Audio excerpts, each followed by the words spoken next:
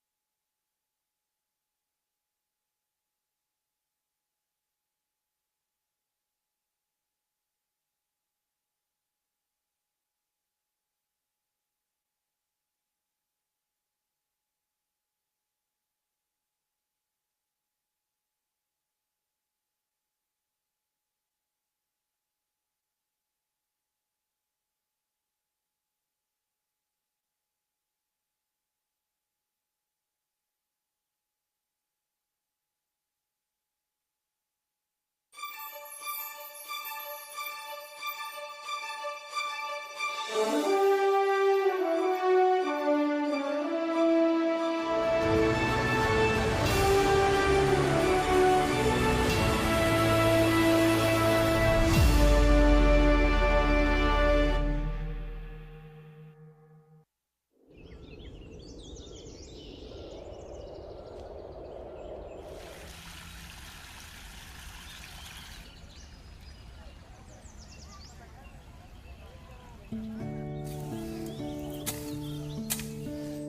phát mình có mua mình rằng cứ có mình mọi mình nuôi mình số nghìn thì mình bởi vậy mua mình phụ rằng áo bên mình tu nó tâm mình là tâm mình luôn cả cái hùa mình xuống mình luôn mọi mình mua ti The drum could do any in the Bayahudo.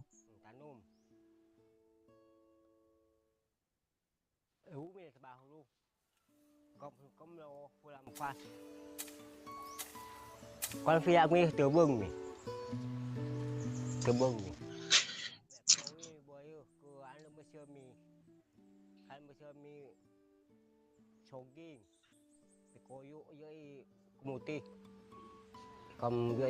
Rain at the boy and my Akahoma. Tea a brabon say a bayful.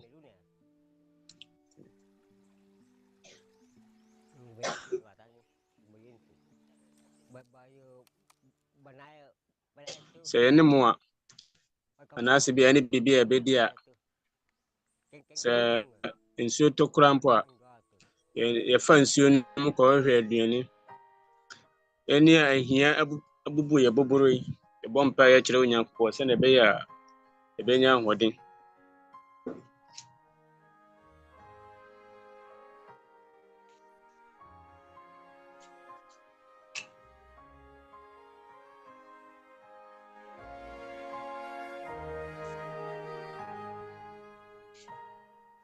bông mê gà luôn hay bông bông bông chờ bông cầm được cầm tạo về mình tu hai mươi nó một bông rồi cho bông về cầm dây cầm đồng mi mặc áo ba hồ anh cơ về mi chờ bông bao nhiêu hình như vậy ta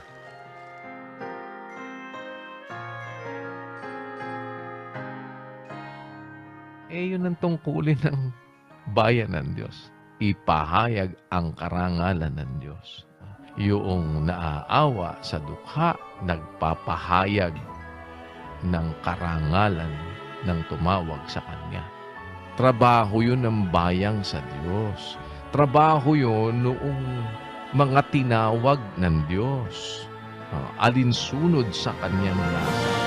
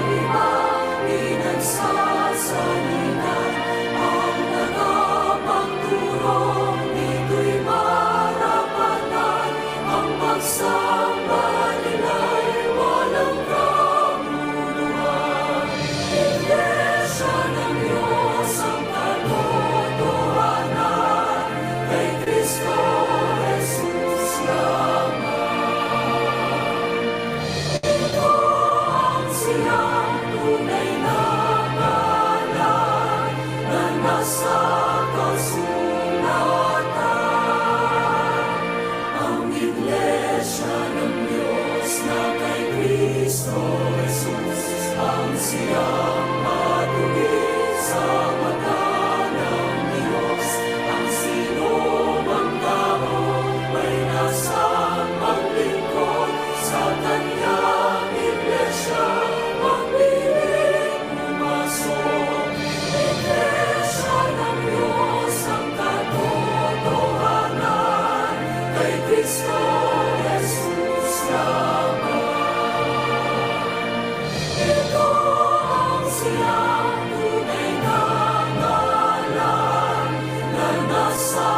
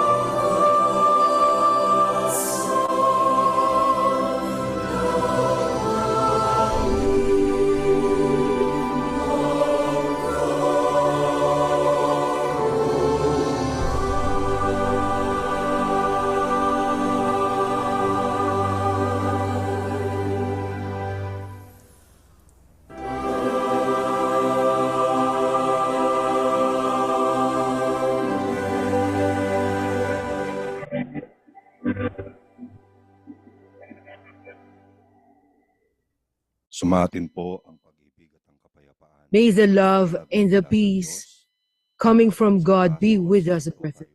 And once again, at this hour, we are going to continue listening to the doctrines of our Lord Jesus Christ. We are once again inviting everyone together. Let us ask for the help of God through a prayer. Let us pray. Ama naming dakila at makapangyarihan Our sa Father, lahat, great and sa almighty, pangalan po ng iyong bukod in the na name of your only begotten Son, thank you so much once again, for we have a good opportunity that you have given so that we can continue listening to your holy words. Thank you for your protection, for giving us what we need, and for delivering us every day with the things we are facing in this life. Father, we owe you all the good things we have, and even in our hearts. Please accept our collective thanksgiving to you. And with this, we're asking for forgiveness for the sins we commit, now that we have already forgiven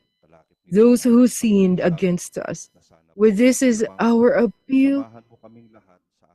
Once again, be with us as we, our fellow men, who joined us through our invitation to listen to your words. Lord, once again, please send your Holy Spirit to open hearts and minds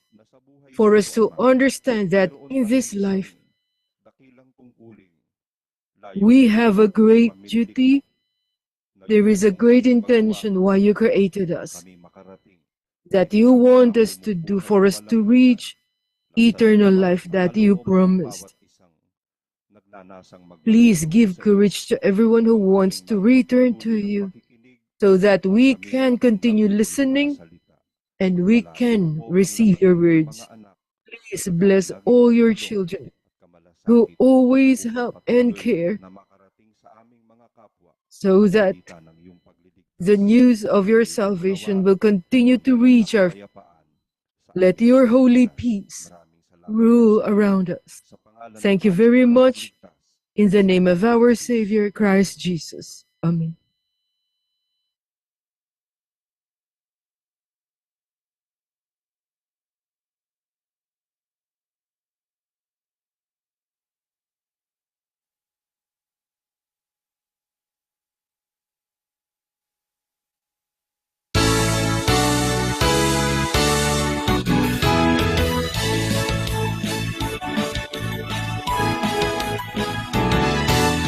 Stand up and praise Him, the Lord and God Almighty. Stand up and praise Him, let's lift a voice on high. We shall praise His name, His glory be proclaimed, His righteousness remains, forever He shall reign.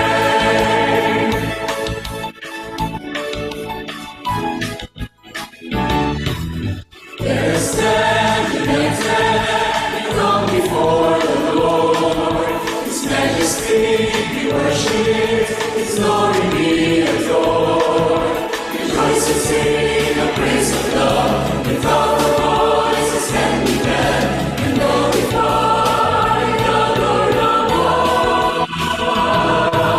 Stand up and praise Him, the Lord and God Almighty. Stand up and praise Him, let's lift a voice on high. We shout and praise His name, glory be proclaimed, His righteousness remains, forever He shall reign.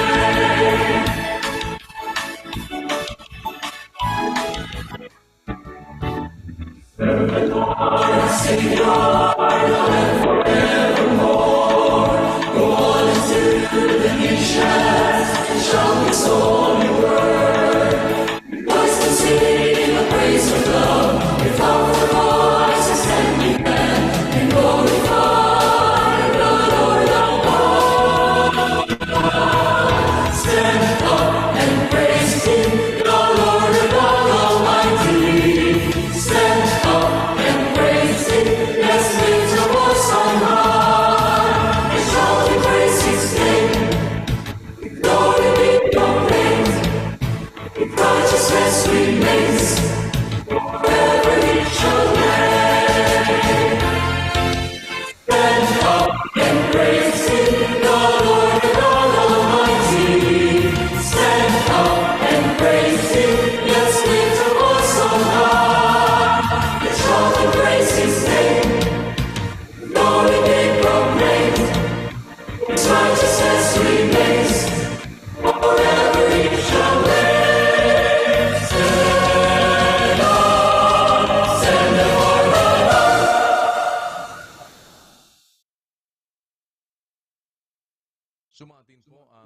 Sumatin po ang kapayapaan ng Diyos, mga So, yɛnkyeɛ ɛkɔma mo sɛdeɛ mo kurom mmara dwumadie bɛsua mo tie biara wɔ wiase afa na nyinaa na kasa biara mo tie dwumadie wɔ mu no bio yɛda Awurade ase sɛ yɛn nsa tumi aka akwanya pɛi ɛnɛ da yi ɛnɛ ne da ɛtɔ so ɛnan wɔ Awurade Mmara Nsɛm yi adesua mu ɛnɛ yɛyɛ wɔ da na yɛbɛtoa so na yɛsua yɛn Awurade Yesu Kristo Mmara Nsɛm yɛma mo brother Eli Soriano prɛkɔpɛ anigye da nkyea nkɔma mo nyinaa ma mo nyinaa atwe aha ne adwo sɛdeɛ mo kurom mmara tie yɛbɛtoa so na yɛsua Awurade Yesu Kristo Mmara Nsɛm na yɛhunu sɛ mpaebɔ wohoi ɛnyɛ biribi a ɛyɛ ne tara saa kɛkɛ Awurade Yesu ɛwɔ nsiesie akyerɛ yɛn ɔkwan bɛfa so abu nkotodwe abɔ mpaeɛ wɔ kwan bɛfa so akasa ɛne wɔ kwan a yɛfa so ɛbɔ mpaeɛ mama yɛnhwehwɛ mu ɛmfiri mu mpaebɔ ɛdeɛn na wɔ mu nsɛmfua bɛn ne yɛbɛka ɛwɔ sɛ Catholic som mu deɛ mpaeɛ a yɛbɔ ne sɛ Enu Mary adom ahyɛ wo ma ɛte sɛ ne yɛbɛto nansesɛm akyerɛ Maria deɛ di kan mama menka nkyerɛ mo sɛ mpaebɔ ɛwɔ mu nsɛm a wobɛka sɛdeɛ Twerɛ Kronkron no sie mpaebɔ wei ɛnyɛ nansesɛm anaasɛ nkurubɔ mama yɛnkenkan Filipifoɔ nwoma akyi na nkyɛmu 6 monna nwene biribiara ɛnha mo ho na mmom ade nyinaa mu momfa mpaebɔ ne nkotosere ɛne aseda ɛma mo adesere nnuru Nyankopɔn asumu mpaebɔ kyerɛ sɛ yɛde yɛbisadeɛ ɛto wɔ Nyankopɔn anim sɛdeɛ wɔ Nyankopɔn asɛm no ɛsie ne sɛ monna nwene biribiara ɛnha mo ho na mmom ade nyinaa mu momfa mpaebɔ ne nkotosere ɛne aseda ɛma mo adesere nnuru Nyankopɔn asumu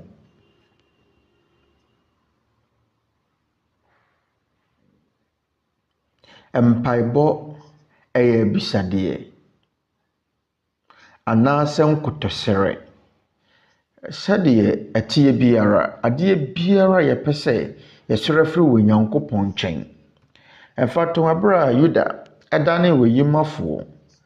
na ɔgye wɔn ara ne nkwa firi ne nsɛm no asuafoɔ no hia wo bi a baba bɛsi Yuda anan mu wɔn mo bɔ mpaeɛ yɛnhwɛ mpaeɛ a wɔn mo bɔɔyɛ mɔbɔ Enu Mary adom ahyɛ wo ma mpaeɛ anaasɛ asomafoɔ kronkron ne ho mpaeɛ no mo bɔɔyɛ yɛnkenkan asomafoɔ eti baako nkyɛmadu no nan na wɔbɔ mpaeɛ sɛ wo Awurade a wonim nnipa nyinaa akoma mu kyerɛ baanu yi mu baako a wayi no verse 25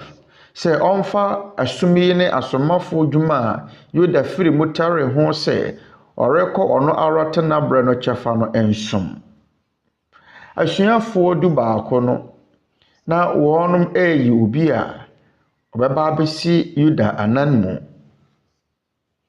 sɛdeɛ ɛbɛyɛ a asuafoɔ 12 no dodoɔ bɛsen abaa no bio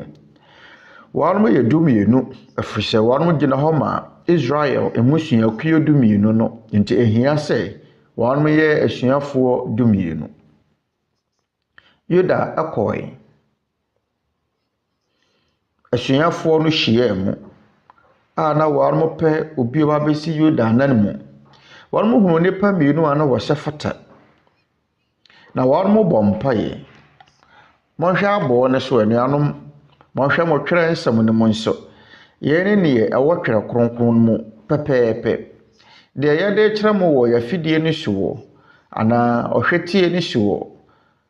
no saa pepepe na watwere no Twerɛ Kronkron no mu enye ye ne ye twere he na mmom yen wo Twerɛ Kronkron no mu na wɔbɔ mpae sɛ wo Awurade a wonim nnipa nyinaa akoma mu kyerɛ baanu yi mu baako a wayi no sɛ ɔmfa asum yi ne asomafo dwuma a Yuda firi mu tare ho sɛ ɔrekɔ ɔno ara tena berɛ no kyɛfa no ensom. Verse 6 na wɔtwe wɔn so ntonto na ntonto ne bɔ Matea na wɔka no ka asomafoɔ dubaako no ho anuanom nhwe wɔn mpaeɛ wɔn bɔɔyɛ no wɔn bɔ no tɔfa wɔn ebisa deɛ wɔn ahwehwɛ wɔn amebɔ 40 days mpaeɛ bia ɛresɛ yɛ Kristo akyiwade yɛ sɛ wɔbɛbɔ mpaeɛ akasakasa pii kwa sɛdeɛ yɛhunu no Twerɛ nsɛm no mu no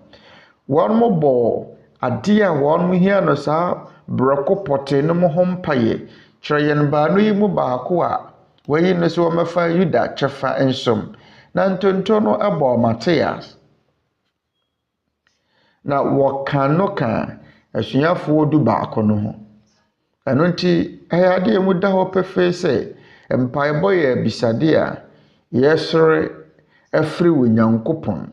yɛne mpaebɔ asekyerɛ mfato ho wɔyere yare wɔbɛtumi aka ne sɛ Awurade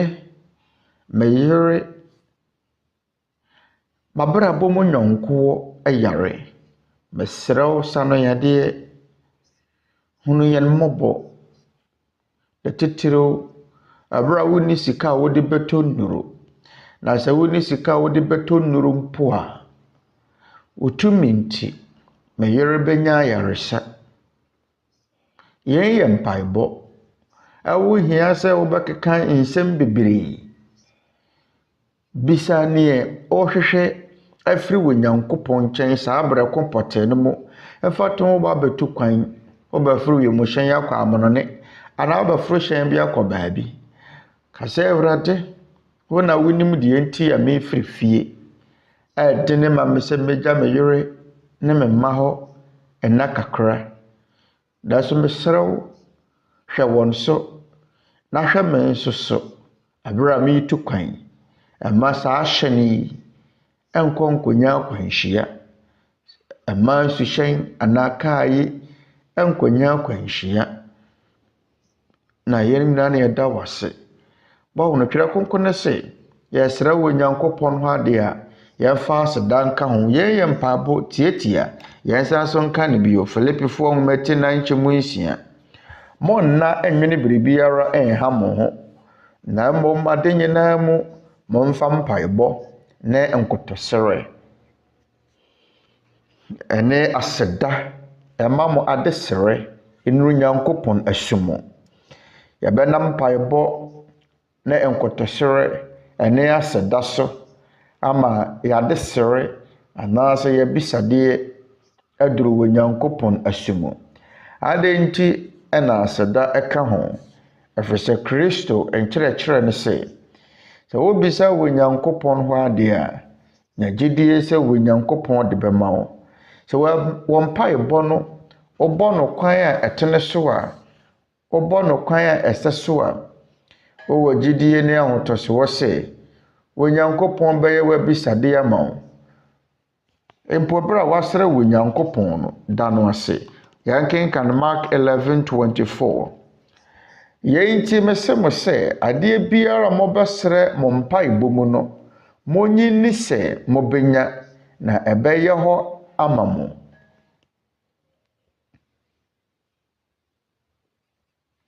na sɛ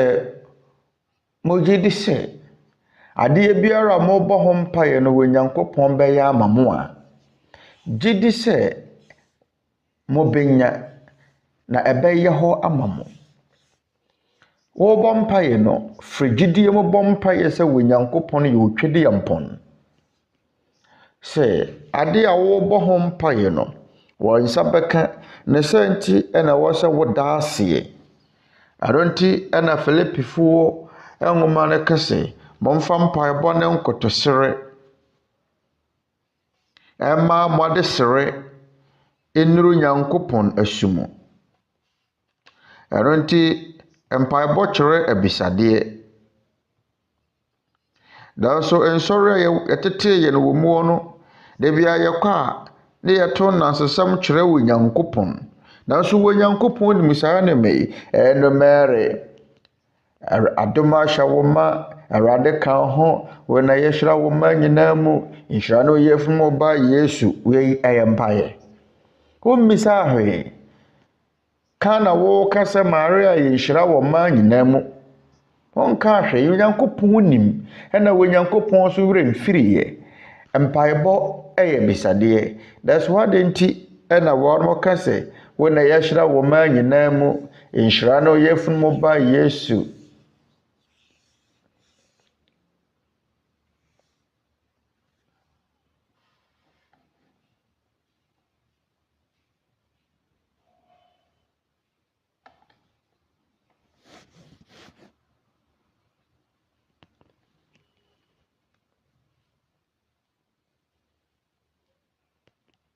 Sɛdeɛ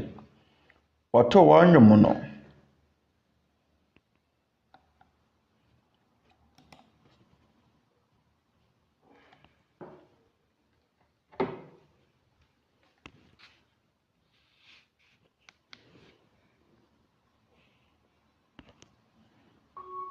Bluetooth connected. Entre todas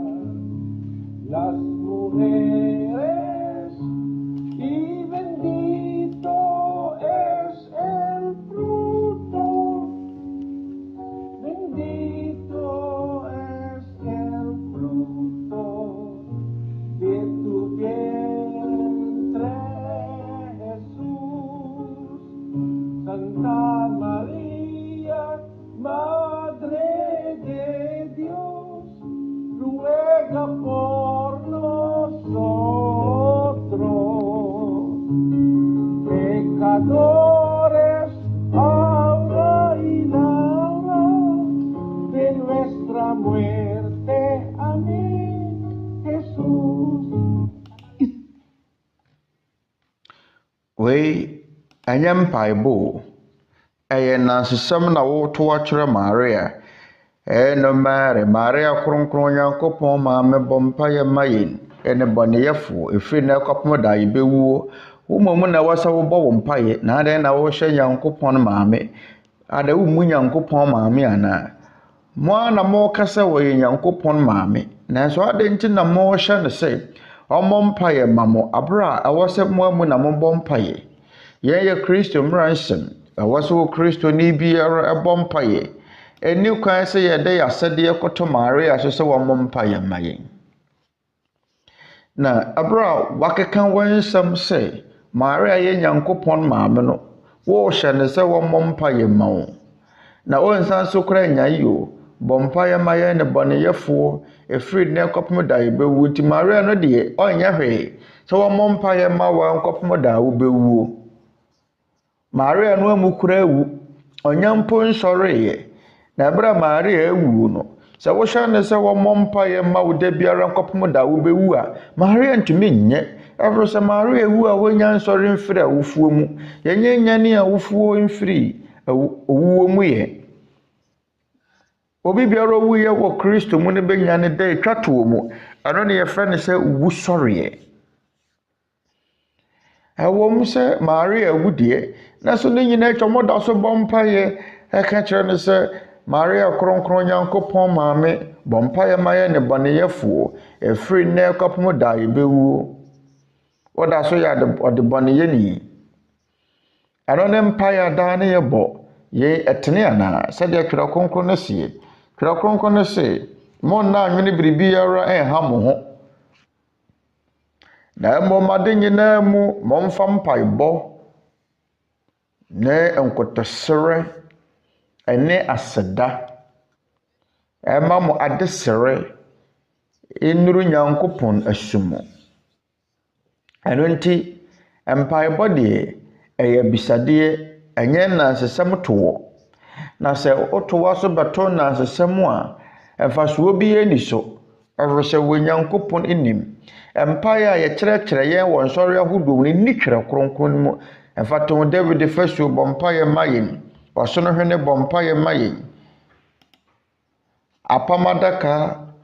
bɔ mpae ma yɛn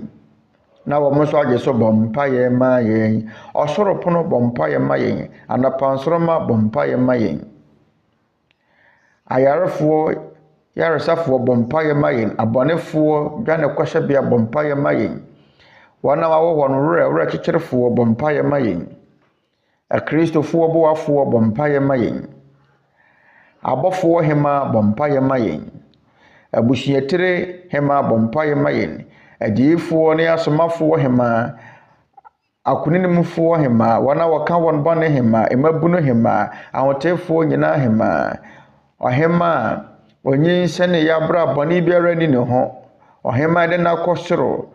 rosary kronkron no hema asumdwie hema Nyankopɔn dwama a oyi wiase bɔne firi wɔn so Awurade gye yɛn Nyankopɔn dwama wɔfa wiase bɔne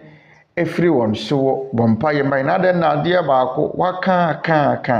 mɔma yɛn bumfu mikromfoɔ katolikfoɔ yi mɔma yɛ bumfu deɛ yɛsua no wɔ Twerɛ Kronkron no mu mpae bɔne sɛ yɛsrɛ wɔ Nyankopɔn hɔ adeɛ yɛmɛto nansesɛm yɛmɛka nsɛmhunu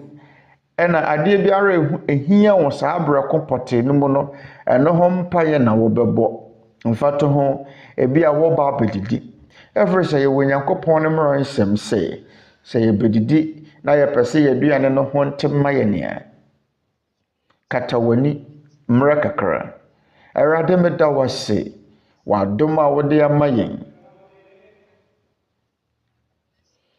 yɛsrɛ wo sɛ hyerɛ aduane yi so ma yɛn na mfa apɔmudene mmere yɛn yɛda wase wɔ Yesu Kristo din mu ɛyɛ wɔ Nyankopɔn mmara nsɛm sɛ yɛbedidi a awɔ sɛ yɛbɔ mpaeɛ te sɛ Kristo ansa na yɛbedidi ana bɛma nkurɔfoɔ aduane adi no na ɔbɔ mpaeɛ odi ka bɔ mpaeɛ yɛn kenkan Twerɛ nsɛm a wɔ Mateo nwoma eti dunum ankyɛmu aduasa nsia na ɔfa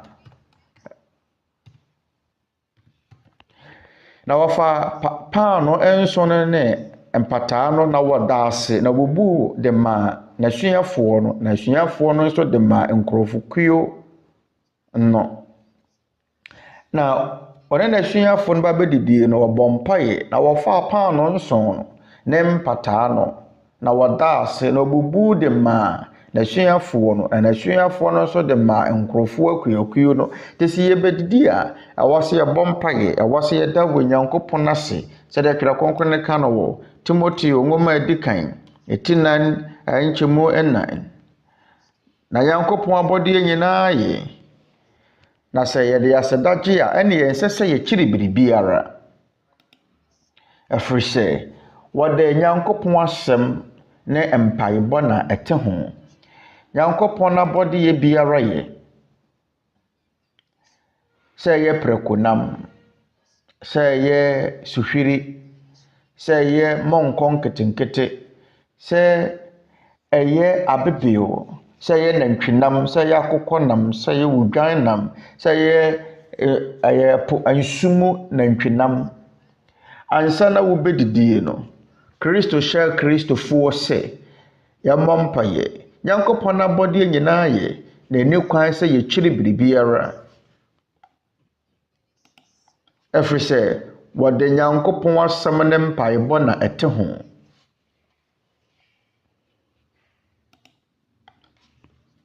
anonti aduane a yɛba abedie no sɛ yɛbɔ mpaeɛ a wɔ Nyankopɔn ahyira so na suafoɔ ansa na wɔn bedidi no wɔn bɔ mpaeɛ Awurade Yesu Kristo ansa na obedidi no di kan bɔ mpaeɛ wɔda wɔ Nyankopɔn ase yɛn ne nneɔma a ɛhia sɛ yɛte ase yɛfa mpaebɔ ho mpaebɔ ɛyɛ bisadeɛ a yɛbisa firi wɔ Nyankopɔn nkyɛn bisadeɛ anaasɛ nkotosere a wɔde to wɔ Nyankopɔn anim Awurade mesrɛ wo boa me nneɔma mu ayɛ dene ama me adwuma asɛm ayɛ dene ama me ɛhia sɛ meyɛ adwuma na manya sika tumi ahwɛ me yere ne me mma ansa na wobɛfiri wo fie no ɛsiane sɛ wokɔkɔpɛ adwuma ɛnanan a bunyanya bi wonua bɔmpa yɛ nsa Awurade boa me na mempɛ menkonya adwuma na womfiri fie kora nkɔ wo kwan no na wonyankopɔn di w'anim dada wadi w'anim kan dada wonyankopɔn re enyawo wɔn a wɔgye no die na wɔbɔ ne mpaeɛ no hɔ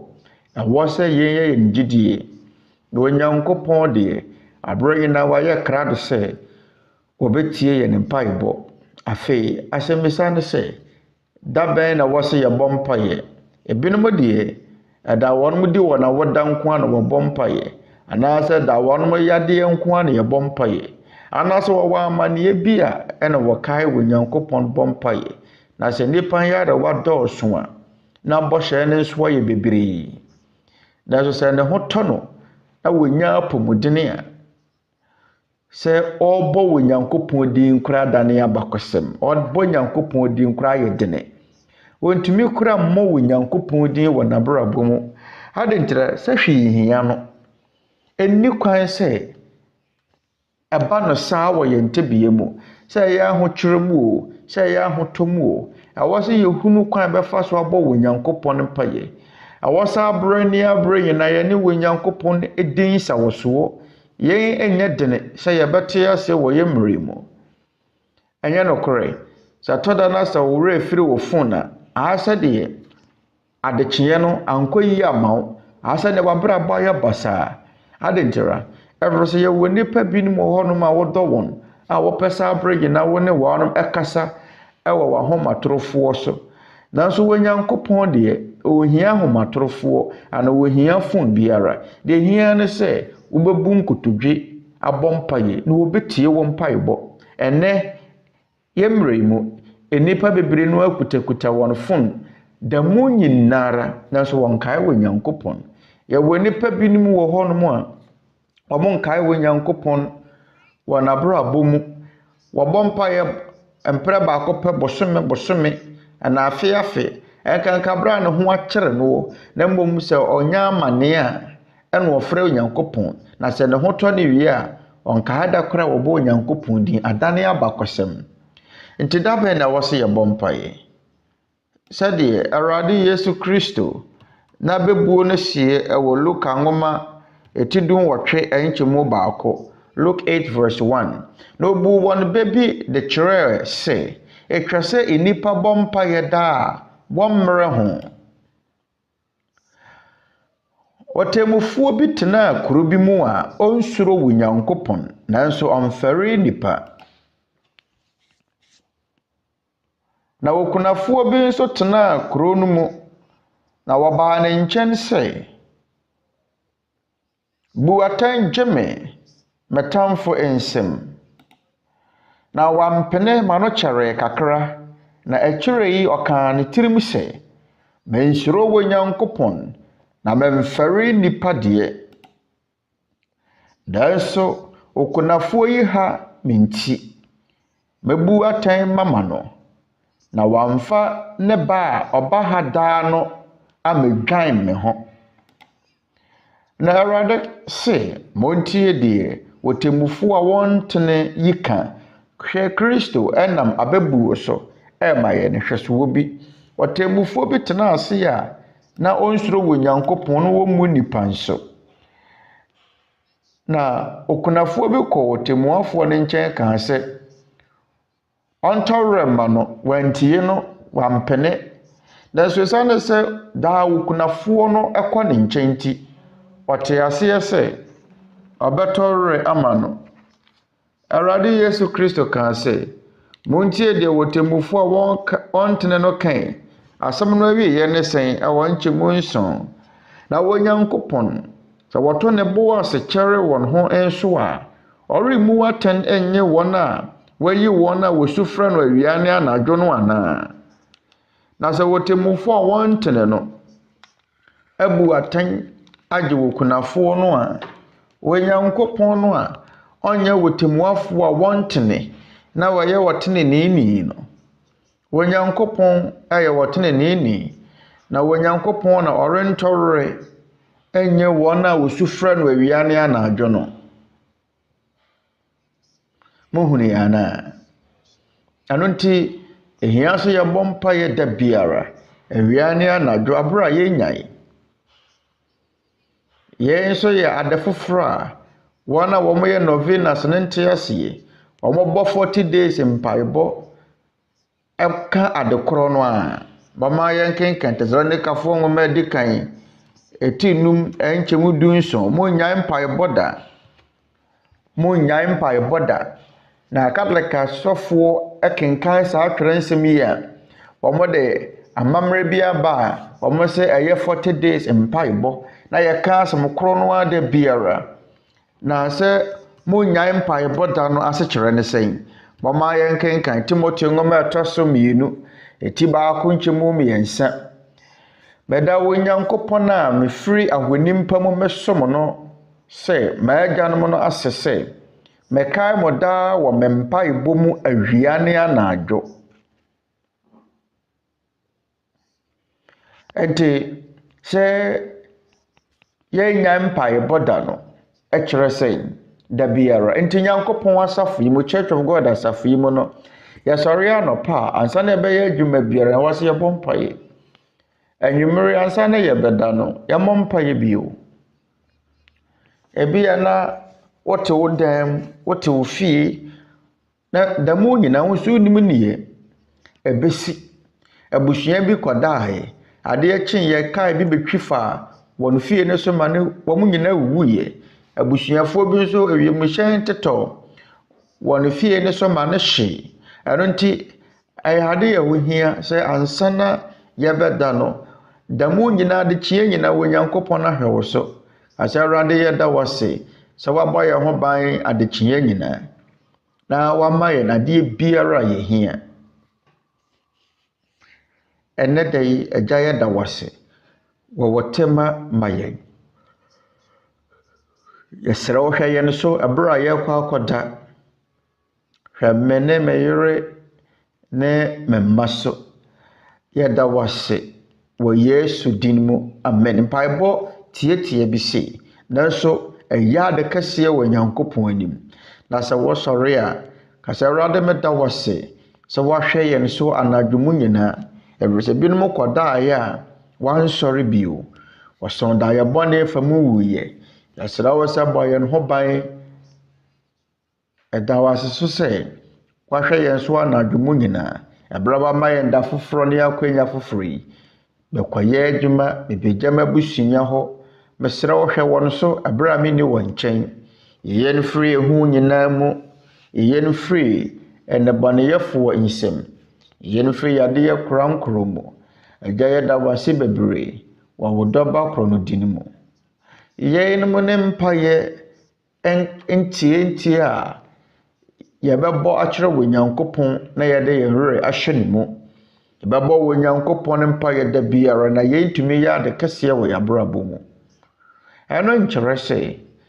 yɛka sɛ enyae mpaebɔ da a wɔbɛbɔ mpaeɛ akasakasa pii kwaka nsɛm korɔ no ada biara na sɛ adekyeɛ nyinaa ɛna mfa ne sɛ novenas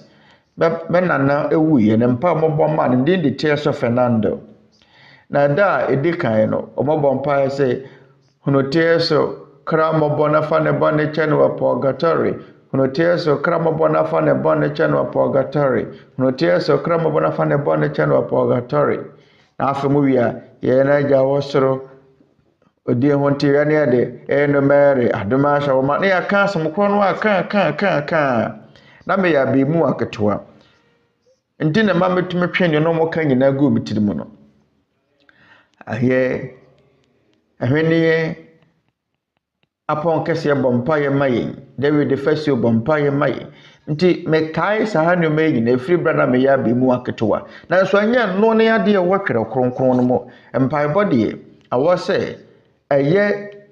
ni wo pesa wo ka anya kyenkyene ma won nsɛm nya kakra bi enkeka kansɛm koro no a Onyankopɔn onye obi a na so asie Onyankopɔn onye obi a ne nte ase ye na empo sɛ ahum kɛseɛ bi bɔkora no a te sɛ na meka kyerɛ mo da adi kan na yɛhye mu no metonyum bi kyerɛ mo sɛ obeto dwom ka sɛ megye di sɛ ahum kɛseɛ ne mframadendene akyire empire ketewa bi a wɔbɛbɔ no megye di sɛ ɛbɛtie obi a ɔwɔ baabi kɛseɛ bi ɔte asɛm biara na sɛ impo ahum bi ɛbɔ kora no a wonyankopɔn te ɛwo nhia sɛ wɔmpaebɔ no wɔbɛka ne tententene Twerɛ Kronkron sɛ wonyankopɔn wɔ soro na wo de ɔwɔ asase yi so enti ma wɔn nsɛm nyɛ kakraa bi ɛma wano nyɛ worɔworɔ na ma wakoma nso mpɛntɛm ɛma asɛm bi mfi wonyankopɔn anim na wonyankopɔn wɔ soro na wo de wɔwɔ asase so enti ma wɔn nsɛm nyɛ kakraa bi bɔne tɔfa na ne nyɛ tietie da sɛ wɔrebɔ mpaeɛ a ɛnkasakasa pii kwa sɛ abosomsomfoɔ na wɔhwehwɛ sɛ wɔn kasa tenten nti wɔbɛtie wɔn ɛnti mo nyɛ sɛ wɔn na mo agya nim deɛ hia mo ansa na mo abisa no mpo ansa na mo bɛka asɛm no na Onyankopɔn te aseɛ dada ɛno nti mpaebɔ deɛ yɛbɔ ne tɔfa yɛmmɔ ne kyenkyene na ka deɛ hia wo ɛnyɛ sɛ ɔbɛka asɛm baako a ka anɔpa ne anadwo abra a wonyae mpaebɔ da abra yɛda so te ase yɛnyae mpaebɔ da ɛmaare mfiri sɛ ɔbɛbɔ mpaeɛ yɛn ne nea ɛwɔ Twerɛ Kronkron no mu yɛna sɛ misa ne sɛ yɛbɛsi dan ne yɛnya ahotɔsoɔ sɛ Onyankopɔn betie yɛn mpaebɔ ana yɛn mpaebɔ no kora Onyankopɔn atie bama yɛn kenkan Timothy nwoma ɛtɔ so 2 ɛtimienu ɛnkyemu aduonu 2 2 Timothy 2:22 dwane firi emabunu bere mu akɔ no ho na di tenene gyidie ɔdɔ ne asumdwie a ɛka wo ne wɔn a wofiri akoma mu tie mu frɛ Awurade bomu no akyi obi a ɔfrɛ Onyankopɔn etwa sɛ wofiri akoma mu tie mu yɛ na deɛ ne akoma mu tie afrɛ sɛ wofrɛ Onyankopɔn na sɛ wakoma mu wɔ fi a wɔbɔ mpaeɛ a Onyankopɔn tie mama yɛn kenkan Petro nwoma di kan etimi ensan ankyemu 2:12 na deɛ wɔdɔ nkwa na wɔpɛ sɛ wɔhunu ɛnapa no ma no enyi ne tɛkyerɛma mfiri bɔne mu ne nano na anka ɛnaada asɛm ma no nkyiri bɔne na ɔnyɛ papa ma no hwehwɛ asumdwie na wɔni akyiri ɛfiri sɛ Awurade ani wɔ wɔn a wɔtene so na naso abue ama wɔn mpaebɔ na Awurade ani sa wɔn a wɔyɛ bɔne yɛn ɛfɛ dodo ɛfiri sɛ Awurade ani wɔ wɔn a wɔtene so na naso Awurade aso abue Awurade aso abue ama wɔn mpaebɔ na Awurade ani sa wɔn a wɔyɛ bɔne ɛno nti sɛ deɛ wɔbɔ mpaeɛ no ɛyɛ nnoɔma bɔne bi a na so kuta kɔma bɔne a yɛn kyerɛdeɛ baako pɛ na sɛ ipo wɔbɔ mpaeɛ wia ne anadwo kora no a Onyankopɔn ɔntie wo na sɛ onipa no akoma mu wɔ fi a sɛ ne nnwuma yɛ bɔne a ɛnyɛ adeɛ betumi asi da sɛ Onyankopɔn betie no Twerɛ Kronkron ne ka sɛ abɔnefoɔ afɔdeɛ yɛ Awurade akyiwadeɛ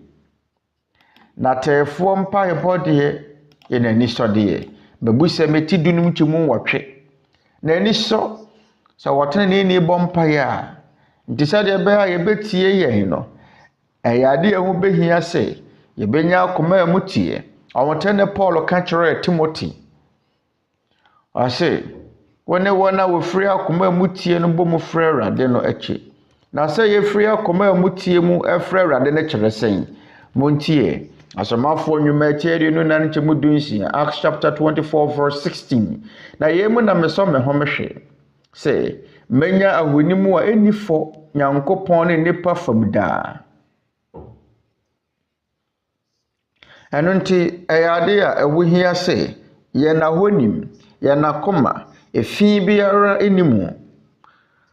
wɔ nyankopɔn anim ne nnipa fam abere biara yɛbɛbɔ mpaeɛ no sɛ wo biribi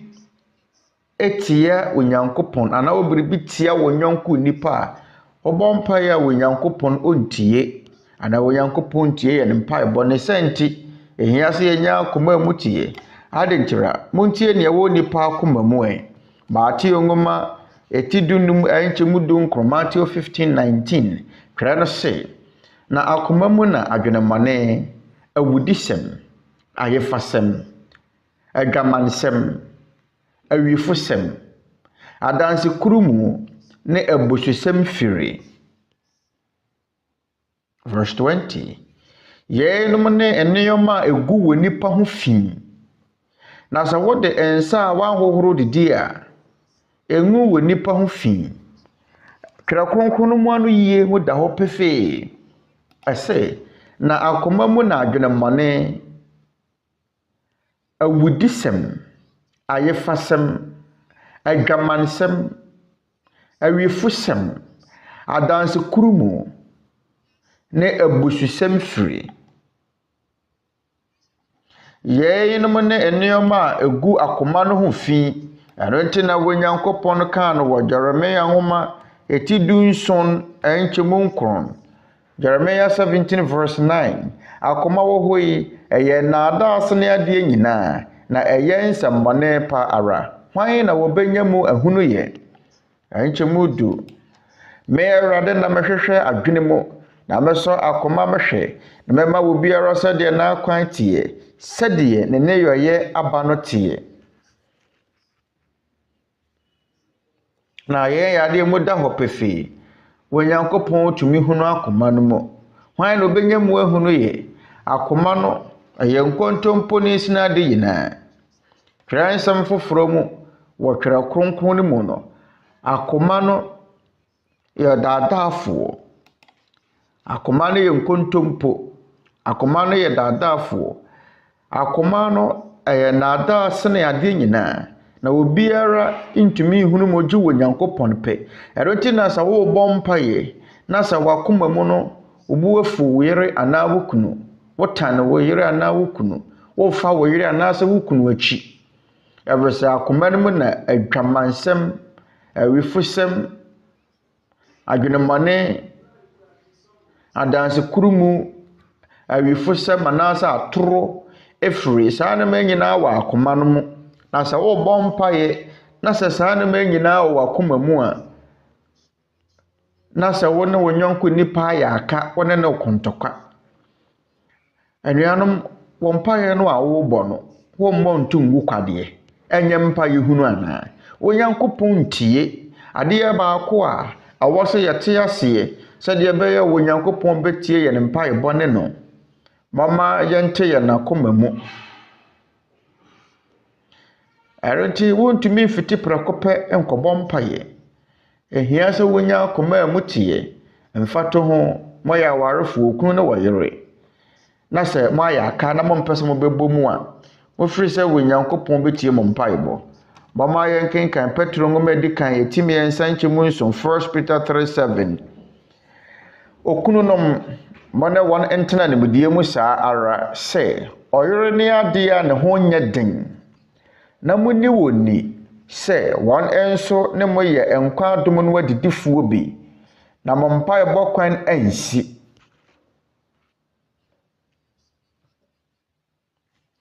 ba mo twɔ mo hunu yɛ anuanom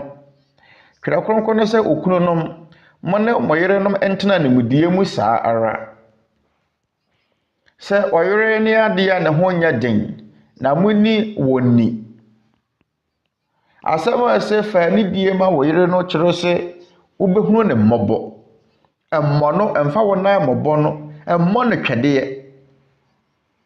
ɛnteatea mu ngu ne so ngu n'anim ase wɔ badwam ana nipadɔm anim fa ni die ma wo yore sɛ wo yore ne ade a ne ho nya den na mompa bɔ kwan ansi ɛno nti sɛ wo bompa ye na sɛ wutimu adin wo bɔ wo yere tirimɔdene a wo bompa ye wo Nyankopɔn tie anuanom ahunana fa ni die ma wo yore sɛ wo yore ya ade a ne ho nya den sɛ wɔn enso ne mo ye enkwa dom no adidifuo bi na mompa bɔ kwan ansi okunu ne wo yore empa bɔ ano kwan si enkanka sɛ wɔbarima no mfa ni die ama ne yere a ɔbɔ ne yere atirimɔden ɔnɔ ne yere ɔfa ne yere akyi sɛ ne yere ni hɔ a ɔde foforɔ besia nan mu saa so na wɔbaa no nso teɛ na sɛ wo yere no nso wunni nokorɛ ma wo kunu a na sɛ wo bɔ mpaeɛ a wo Nyankopɔn tie ma wani kura na so kura sɛ wo Nyankopɔn betie o yɛn Nyankopɔn asɛm yɛ kyerɛkyerɛ mo saa nneɛma yi sɛdeɛ ɛbɛyɛ a yɛsɛ asɔfoɔ no ɔmo sɔre ɔmo sɛ yɛ mɔ mpaeɛ na mo fiti prɛkɔ pa bɔ mpaeɛ ɛni kwan sɛ ba ne sɛ tebea bi a wo mu na ɔbɛbɔ mpaeɛ ana sɛdeɛ wo tebea wo mu tie biara na ɔbɛbɔ mpaeɛ ana daabi wo Nyankopɔn no yi mpaeɛ bom wo Nyankopɔn tie abɔnefoɔ mpaebɔ bɔma yɛ mmɔ so bio Yohane nwoma etinkron nkyɛmu aduasa baako John 9:31 na yɛnim sɛ wo Nyankopɔn ntie adebɔneyɛfoɔ na sɛ obi fɛre wo Nyankopɔn na wɔyɛ deɛ ɔpa a ɔno na otie no ɛno nti wo Nyankopɔn tie onipa a onkuta akoma bɔne arunti Paul yene ne yɛka kyerɛ no ɛbra yɛfrɛ ne ba asafoni mu kyerɛsma me din kan kyerɛ mo wɔ asomafoɔ nnwuma etia de dumienu nkyɛmu dunsia Acts 22:16 na afei adɛ na wɔrekyinkyim wo ho sɔre ma wɔ mmɔ wo asu ɛnworo wɔ bɔne na bɔ Awurade din sɔre ma wɔ mmɔ wo asu afiri sɛ asubɔ mu ɛne yɛhohoro wo bɔne gu na bɔ Awurade din na sɛ wonya bɔ asu a yɛde wo bɔne nyinaa bɛkyɛ wo wobɛtumi abɔ Awurade din wobɛtumi abɔ mpaeɛ anya gyidie ne awerɛhyɛmu sɛ wo Nyankopɔn betie wo mpaebɔ abra yɛde wo bɔne akyɛ wo mama yɛnkenkan brasosam nwoma ɛtɔ so mmienu etinson nkyɛmu dunan 2 Chronicles 7:14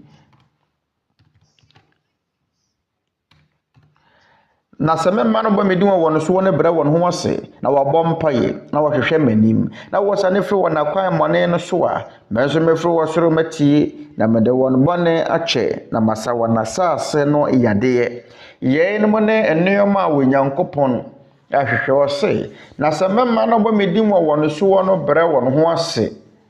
na wɔbɔ mpaeɛ na wɔhwehwɛ m'anim na wɔsane firi wɔ nakwan mmɔne no so a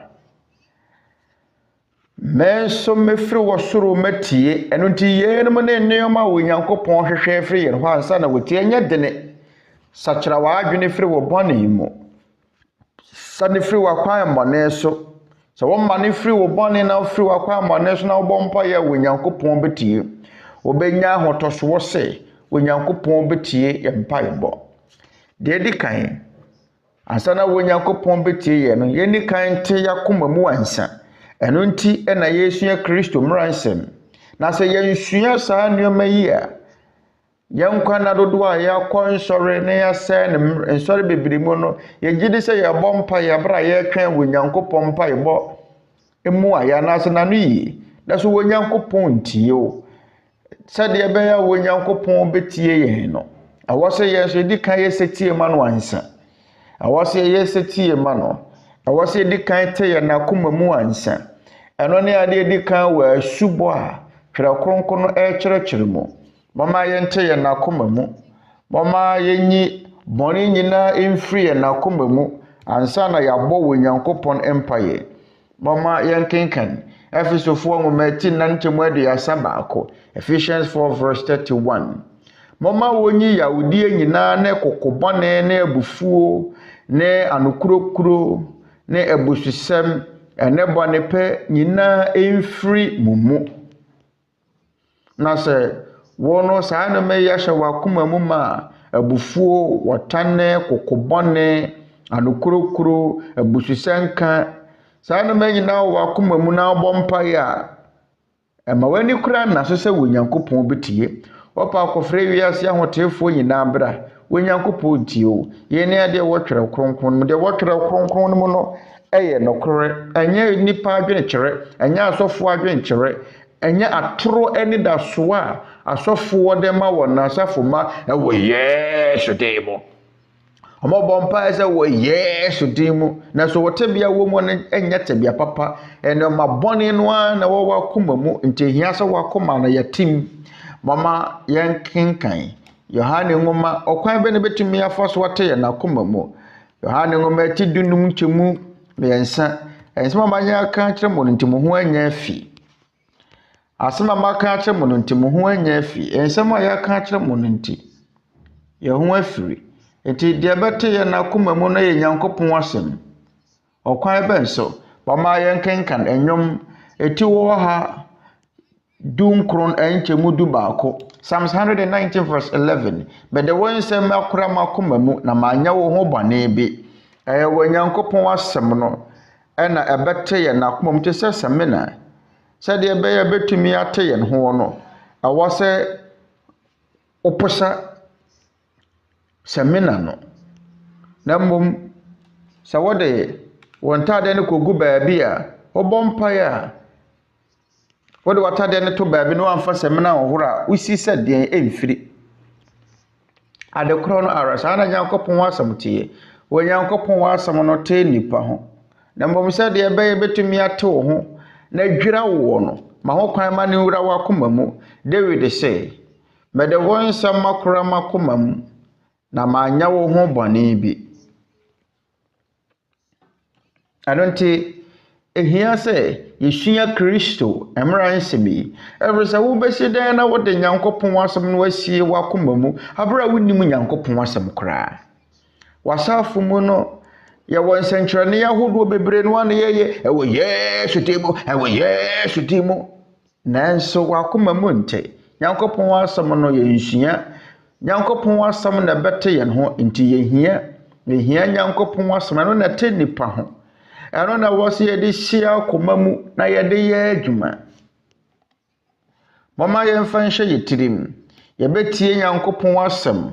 Yɛde bɛsie yɛ na akoma mu na afei yɛde ayɛ adwuma. Petro nwoma a edi kan eti baako nkyɛmu aduonu mmienu. 1 Peter 1:22. Monte mɔkora ho nokorɛ setie mu.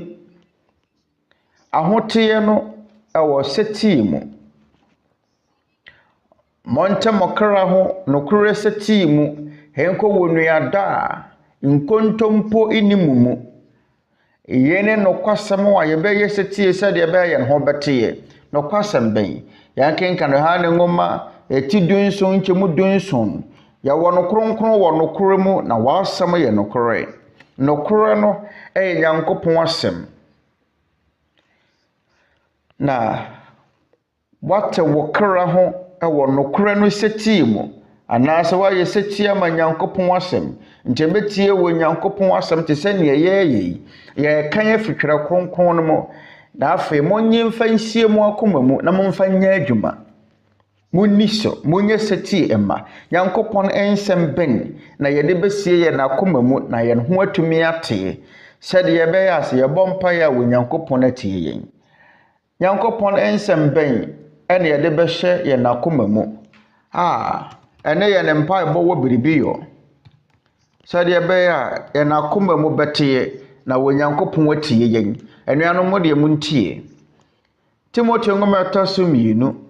Eti mmienu ɛnkyɛmu dunkron 2 Timothy 2:19. Danso Nyankopɔn nyina so wotim hɔ pintin. Kura nsɔano yi. Awurade nim wɔn a wɔyɛ ne deɛ.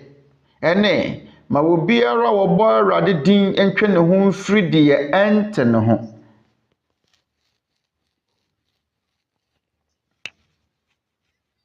Obiara a ɔbɔ mpaeɛ no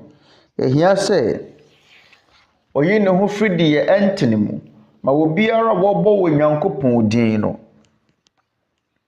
Kristo din no ma ne nte ne ho mfiri deɛ ɛnte ne ho. Deɛ di kan ɛwɔ sɛ yeyi yɛn ho firi deɛ ɛnte ne mu. Twe ho firi bɔne mu. Ye ho firi ɛma asɛm mu. Gyae sɛ wo ne mma deda bebrebe no gyae kyakya ne bɔ. Yɛbɛyi yɛn ho afiri wiase akɔnɔ ne honam akɔnɔ mu. Yɛbɛte yɛn ho afiri saa nneɛma yi ho sɛdeɛ ɛbɛyɛ a yakoma mu betumi ateɛ na wɔ Nyankopɔn atie wo ɛbɛrɛ a wobɔ mpaeɛ. Na afei bɔne bɛn ɛde yɛbɛyi yɛn ho afiri ho yi. Yɛkenkan Galatifoɔ mmati no mu kyɛmu 19. Na honam enwuma no daadi pefee ɛne adwamammɔ, efi, ahohwie, abosomsom, adutuo, ɔtanne, akayɛ, ahoɔyɛ, abufuo, apɛreapɛreɛ, kunisum, mpaapaamu, nitan, nsaboro, agobɔne, ne deɛ ɛtete saa. Yeinom ho na merɛbɔ mo kɔkɔ sɛdeɛ mebɔɔ mo kɔkɔ kane no sɛ wɔn a wɔyɛ saa nneɛma yi re-nya Nyankopɔn ahenni no.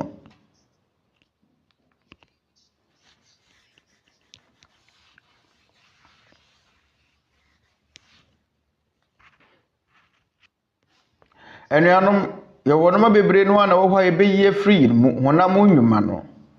Honam nnwuma no adwamammɔ, efi, ahohwie, abosonsom, adutuo, ahohwie, amfato ho waware. Na so ne kɔn dɔ ɔmaa foforo anaa deɛ ɔpɛ mmaa nyinaa. Obi a waware Nyankopɔn ma ho kwan sɛ nnipa mmer enware. Yosef ne Maria wareyɛ, David wareyɛ. Nanso sɛ wɔn obi foforo yere, ɔde wɔn twitwi bi foforo yere a yɛfrɛ no ahohwie. Ase ahohwie, abosonsom, adutuo, abayifoɔ a wɔn tu aduru ane akɔmfoɔ. Ɔtane, akayɛ, ahoɔyɛ, abufuo, apɛreapɛreɛ, kunsum, paapaamu. Yɛwɔ mmaa binom wɔ hɔnom a warefo de bia ne wɔtwe ne nkunu. De bia ne wɔtwe ne nkunu. Ebinom tumi twe ne nkunu atwe ne nyinaa ho ne nkunu. Baama ne kan sɛ, wo de wotwe mmaa nyinaa ho ne nkunu, wotwe ne nkunu ama. Kɔtɔ baa kora bi kora wobɛtwe ne ho ne nkunu. Yɛyɛ nsɛm a wɔn ka ɛsere akapampanganfoɔ ta kan so de wotwe ne nkunu ama. Wotwe mmaa nyinaa ho ne nkunu. Nti kɔtɔ baa so kora wobɛtwe ne ho ne nkunu ana. Kɔtɔ baa wotwe ne ho ne nkunu. Yɛwɔ nipa binom wɔ hɔ no asaa na wɔte o. Wɔtwe ne nkunu ama. Yɛyɛ honam akɔnɔ, abufuo, ɔtane, akayɔ, ahoɔyɛ, anibrɛ, honam akɔnɔ bɔne, nnwuma bɔne ahodoɔ. Saa no ma nyinaa yɛyɛ bi a yɛbɔ mpa no gu kwa. Ehia sɛ yi saa no ma yi firi mu. Sɛdeɛ ɛbɛyɛ akoma no ho bɛteɛ. Na sɛ akoma no mu te a yɛn tɛtrɛma nso ho bɛte. Mama yɛn kenkan. Matthew ngoma etidumienu nkyemu aduasa mmiɛnsa. Matthew 12 verse 33.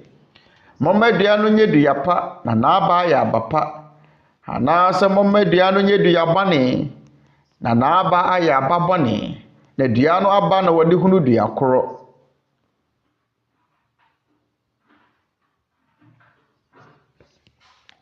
Verse 34. Ihuritia ma moya abɔnefoɔ yi. Mobɛyɛ dɛn atumi aka nsɛmpa. Na deɛ ayɛ akɔma ma abusuo no na ano ka. Awurade Yesu Kristo kan na bebuo mu sɛ madua no nyɛ dua pa na n'aba yɛ aba pa. Madua no nyɛ dua bɔne na n'aba yɛ aba bɔne. Ɛfiri dua no aba ne odi hunu dua koro. Ehuritia ma ɔka yɛn kyerɛ Yudafoɔ na wɔyɛ n'atamfo no. Mɔyɛ abɔnefoɔ yi, mɔbɛyɛ dɛ atumi aka nsɛmpa. Na deɛ ayɛ akɔma ma abusuo no na ano ka. Na sɛ akɔma no yɛ akɔma bɔne a ɛfiri no ne dua no. Deɛ bɛfiri w'anumu aba no nso yɛ bɔne. Madua no nyɛ dua pa. Ano ne tɛkyerɛma no nso bɛyɛ papa. Nanso nea ɛwɔ akɔma no mu no yɛ ade bɔne a deɛ bɛfiri tɛkyerɛma no mu anaasɛ ano no mu aba no nso yɛ bɔne. Ɛno nti na ɛka no wɔ Luka nwoma 18:45 Luke 6:45 ɛse onipa pa firi ne pa a waboaboa no n'akoma no mu na wɔyi ade pa adie.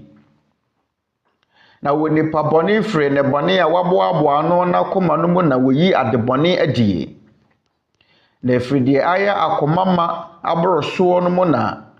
ano ka. Deɛ ayɛ akoma ma na abusuo no ɛno na wano bɛka. Sɛdeɛ bɛma bɛte aseɛ. Mama mɛma mo nhwɛsoɔ. Sɛ obi yɛ kyakyabɔni a n'akoma ɛpɛ kyakyabɔ. Wɔdeɛ ne nkasa. Wɔdeɛ mo nkasa afa kyakyabɔ ho. Wɔne ne bɛyɛ baako sisi yɛ. Bɛpɛ w'asɛm sisi yɛ. Wɔpa mo nka kyakyabɔ ho asɛm adekyeɛ nyinaa.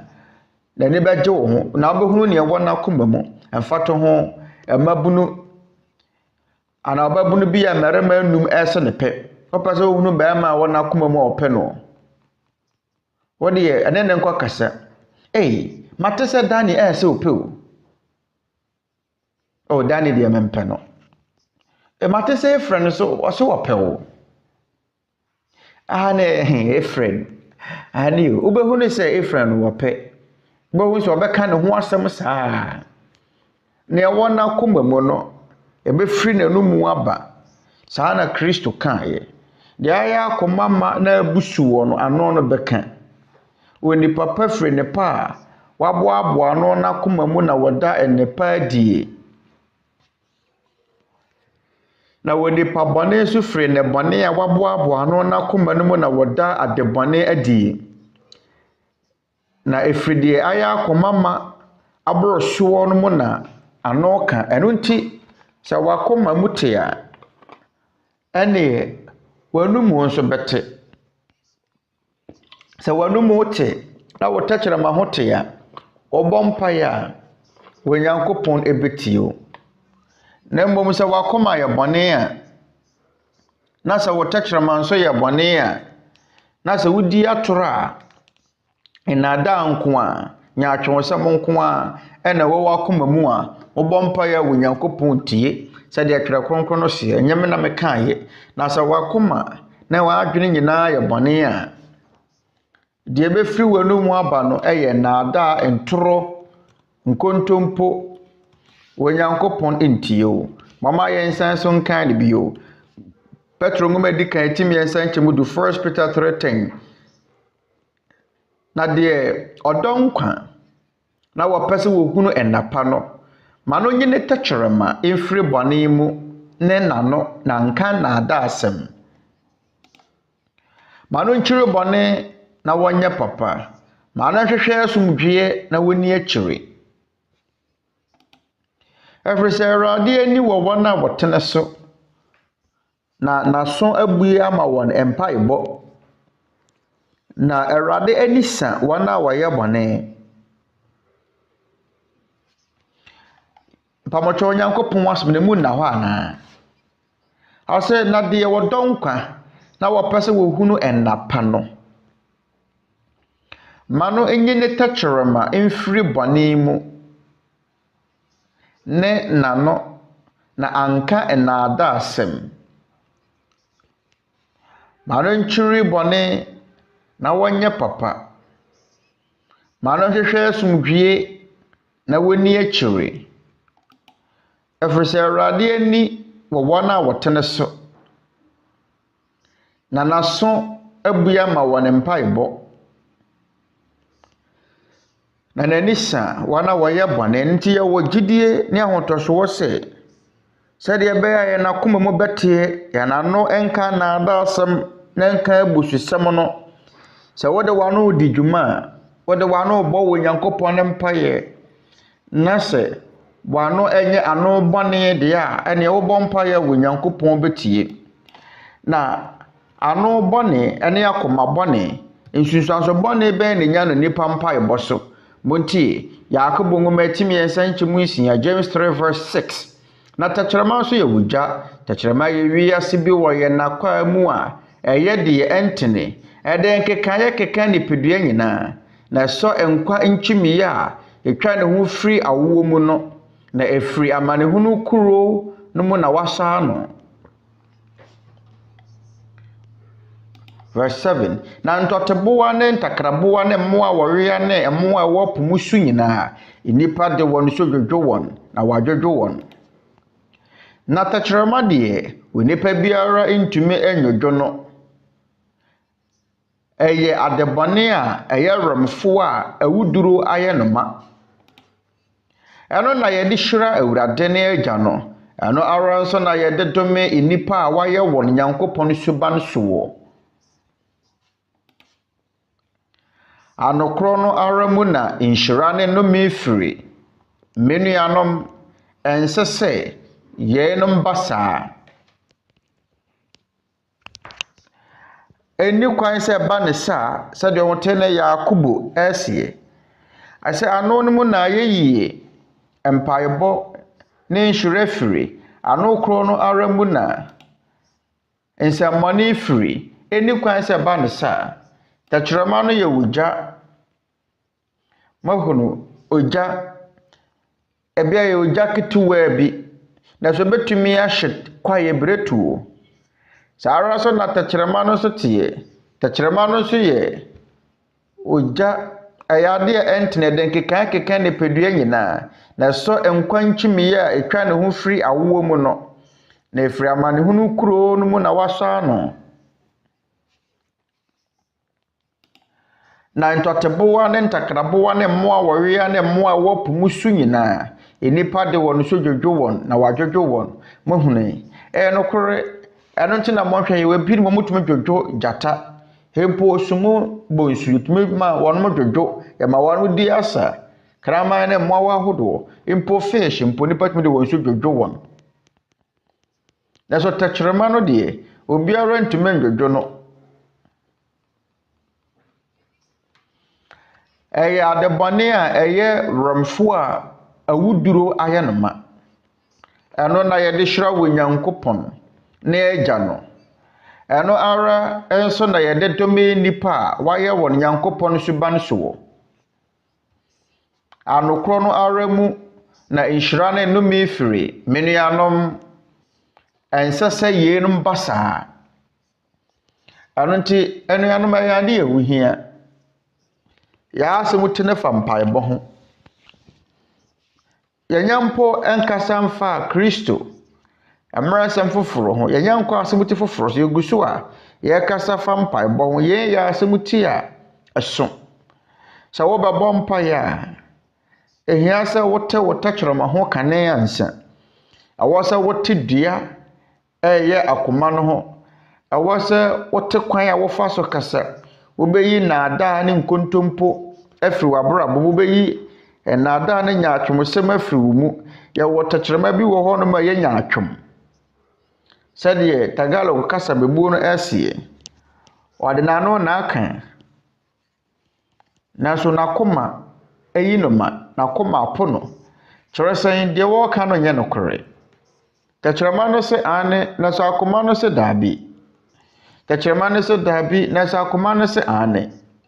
ɔno a na ɛdaadaa ne ho no wɔ gyimi ne ho yɛwɔ nipa bi mu hɔ no ma saa na wɔteɛ wɔnakoma ɛka naadaa asɛm saa akoma koro yi ara wɔde daadaa no na wɔde twa nkontompo no ɛno koro yi ara na wɔde bɛbɔ mpaeɛ ɔhwɛ a Onyankopɔn bɛtie monwene ho anuanom mo ankasa mu mo ho atɛn Onyankopɔn bɛtie ano ana tɛkyerɛma a ɛka nyaatwomsɛm ana anaasɛ akoma a ɛboa pae ne ho sɛ ɛpa ahohoyɛ sɛdeɛ Tagalog anwomfoɔ twerɛfoɔ no twerɛ balactas ɛdɛn na balactas kan wɔ nua values balactas sɛ wɔde anigyeɛ ne sɛdeɛ anim ahyia wo a na sɛ wɔgye wo ahohoyɛ wo so a hwɛ wo ho so yi ɛwɔsɛ bia na ɔyɛ wo kokɔ mu tamfo ɔno na ɔne wo bɛko watwerɛ yɛn wɔ balactas ne nwoma mu Felantes Laura yɛwɔ nipa binom wɔ hɔ no mu a ohyia wo wɔde anigyeɛ sɛdeɛ ne hyia wo daso wɔn akoma mu de anya atwomsɛm nko a na ahye mu ma ensɛm a wɔn keka no mu bi anya nokorɛ ɛno nti ehia sɛ yɛhunu Nyankopɔn ne nsɛm a wɔhyɛ yɛde sie yɛ n'akoma mu de di kan yɛnyi naadaa mfiri yɛn mu enka naadaa asɛm nka atorosɛm sɛ de wɔn ne petrosie no ma no nyɛ tɛkyerɛma mfiri bɔne mu ne nano na anka naadaa asɛm ɛde mbio ɛna wɔsɛ yɛ kae Baati ngoma eti num enchemu ade asanson Matthew 5 verse 37 na moma mo ane nye ane na dabi nye dabi na de abro yen suwo no firi bɔne mu moma mo ane nye mo ane mo dabi nye mo dabi na se woka se ane na se dabi o se dabi nso ye ane a ɛne efiri bɔnsam efiri bɔne mu nti wɔkwan bɛ na wɔsɛ wɔfa so kasa montie Yakobo ngoma eti num chemu dumienu James 5 verse 12 na menuanom yenem nyina akiri no monka ntam monka wɔ soro ana asase ana ntam biara na mama mo ane nye ane na mo dabi nye dabi na mo anhwe atemu mu yɛn ade mu da hɔ pefe Awurade Yesu Kristo ade wɔne n'asuafoɔ no ɛkyerɛkyerɛ ne sɛ yɛbɛyɛ anokɔfoɔ ɛwɔ yɛn kasa mu wo kasa ane a ma wo ane nya wo ane na ma wo dabi nya wo dabi na mo anhwe atemu mu ɛmfato ho ewu a metua wo ka awɔsɛ wo ma wo nsɛm da hɔ den awieyɛ ɛna wobetua na wɔtwe no awieyɛ bosome no awieyɛ anaasɛ afe no awieyɛ ana wiase awieyɛ onipa no na akɔ bankro na ni da so sɛ wobetua ne ka ɛmfato ho sɛ wonim sɛ wontumi ntua nipa no ka ebe wontumi amfa akatua na ma ansa na bosome ne bewu no konua ne nkyɛn sɛ menua ade a mani da so sɛ mede betua wo ka no mensa nkae na sɛ mensa ka metua wo ka mesrɛ fa kyɛ me mama yɛ ni nokorɛ sɛ woka sɛ daabi a ɛwɔ sɛ yɛ daabi woka sɛ ane ɛwɔ sɛ yɛ ane wobɛba wobɛkɔ ɛdeɛ na ɛwɔ sɛ woka o mɛba o megidi paa sɛ mɛba o mɛba mɛkɔ megidi ɔsɛ ɔgidi kora medobiri bia ɔsan so kora mpo kantam ɛni kwan sɛ yɛkasa saa sɛ de bɛyɛ mfa yɛ ntɛkyerɛma na yɛ ano nya bɔne ntia wɔ Nyankopɔn no yɛn ni ade a ɛwɔ sɛ yɛyɛ yɛn kenka Yakobo eti na nkyɛmu dumienu James 4 verse 13 na afei mo mo a moka sɛ ɛnɛ ne wɔkyena yɛbɛkɔ sɛɛ ne sɛɛ kuro yi mu akɔdi hɔ afe na yɛatɔ atɔn na yɛnya mfasoɔ na nso munim deɛ ɛbɛba ɔkyena na monkwa ne deɛ ɛfiri sɛ mo yɛ huhura a ɛyi ne ho kakra na afei ɛyera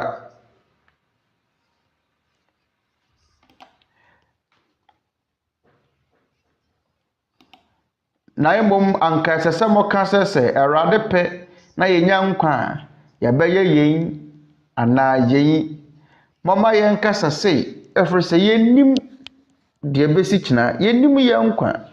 mekae mabusuani bi na ne ba no ɛka sɛ maame ade asawo abɔ na dwedu baako na dan na woda so no aduane ɛna ɔsɛ meba fish a yɛde vinegar no ano wodidi fried rice a ɛde ɔkyena anɔpa ɛrenti no mɛnoa nam yi ato hɔ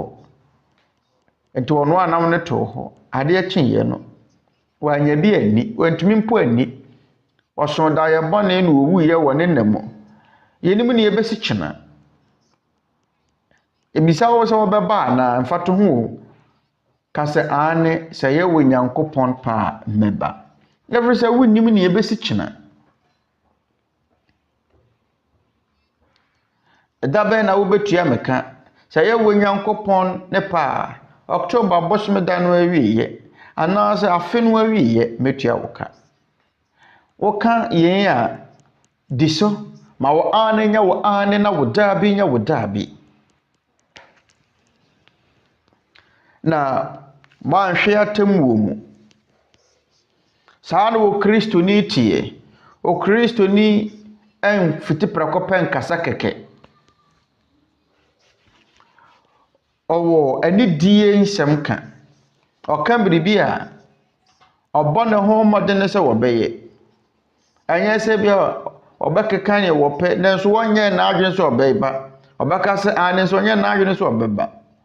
ka nokra no kyerɛ wo nua o kafra menyi ne sɛ metumi aba sɛ deɛ bɛyɛ wɔmfa n'ani nto wo so ɛyɛ sɛ wɔmfa n'ani nto wo so sɛ wɔbɛba na mpofiri mu waba n'ani bɛgye sɛ sɛ wɔbɛhyehyɛ bɔ sɛ wɔbɛba nanso wɔmaaye na wonni nokorɛ wɔbɔnni nokorɛ wɔ mɔbɛ nkora makomu wɔtɛkyerɛma no ɛka naada asɛm nyaatwomsɛm wɔ mu yɛnom nyinaa yɛ akwansideɛ mampaebɔ enti ama wɔ Nyankopɔn intie yɛn sɛ wɔ Nyankopɔn hu no sɛ ɛnaada wɔ wakoma mu a na wanu mu a ano no anaasɛ tɛkyerɛma no ɛte sɛ munim ɛmmoa nyinaa yɛbɛtumi adwodwo wɔ na so tɛkyerɛma no onipa bɛrentumi dwodwo tɛkyerɛma no na sɛ onipa bɛrentumi dwodwo tɛkyerɛma no a ha nyɛ hwee deɛ wɔma yɛ ma wɔ Nyankopɔn no dwodwo yɛ tɛkyerɛma ɛno ne ade wɔtɛ na yɛ akobo na wɔkyerɛkyerɛ onipa antumi nkyerɛkyerɛ wo sɛ de nokorɛ ma wo nsɛm ɛne ɛma Nyankopɔn no nkyerɛkyerɛ yɛn wo maame wo papa wo yere wo kunu wo namfonom wɔnom antumi ankyerɛkyerɛ wo sɛ hyɛ wo tɛkyerɛma so ɛne ma Nyankopɔn asɛm no nkyerɛkyerɛ yɛn ɛfiri sɛ tɛkyerɛma no ne yɛde bɔ mpaeɛ ɛwɔ sɛ yɛhunu yɛn tɛkyerɛma no sɛ tɛkyerɛma papa yɛ tɛkyerɛma bɔne sɛ deɛ ɛbɛyɛ a wɔ Nyankopɔn ɛbɛtie yɛn mpaebɔ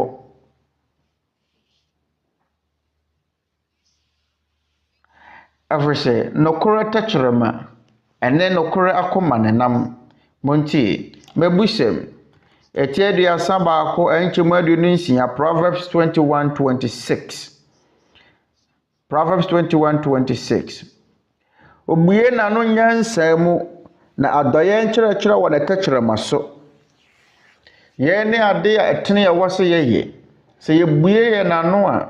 yɛmmue yɛ ano wɔ nyansa mu adɔyɛ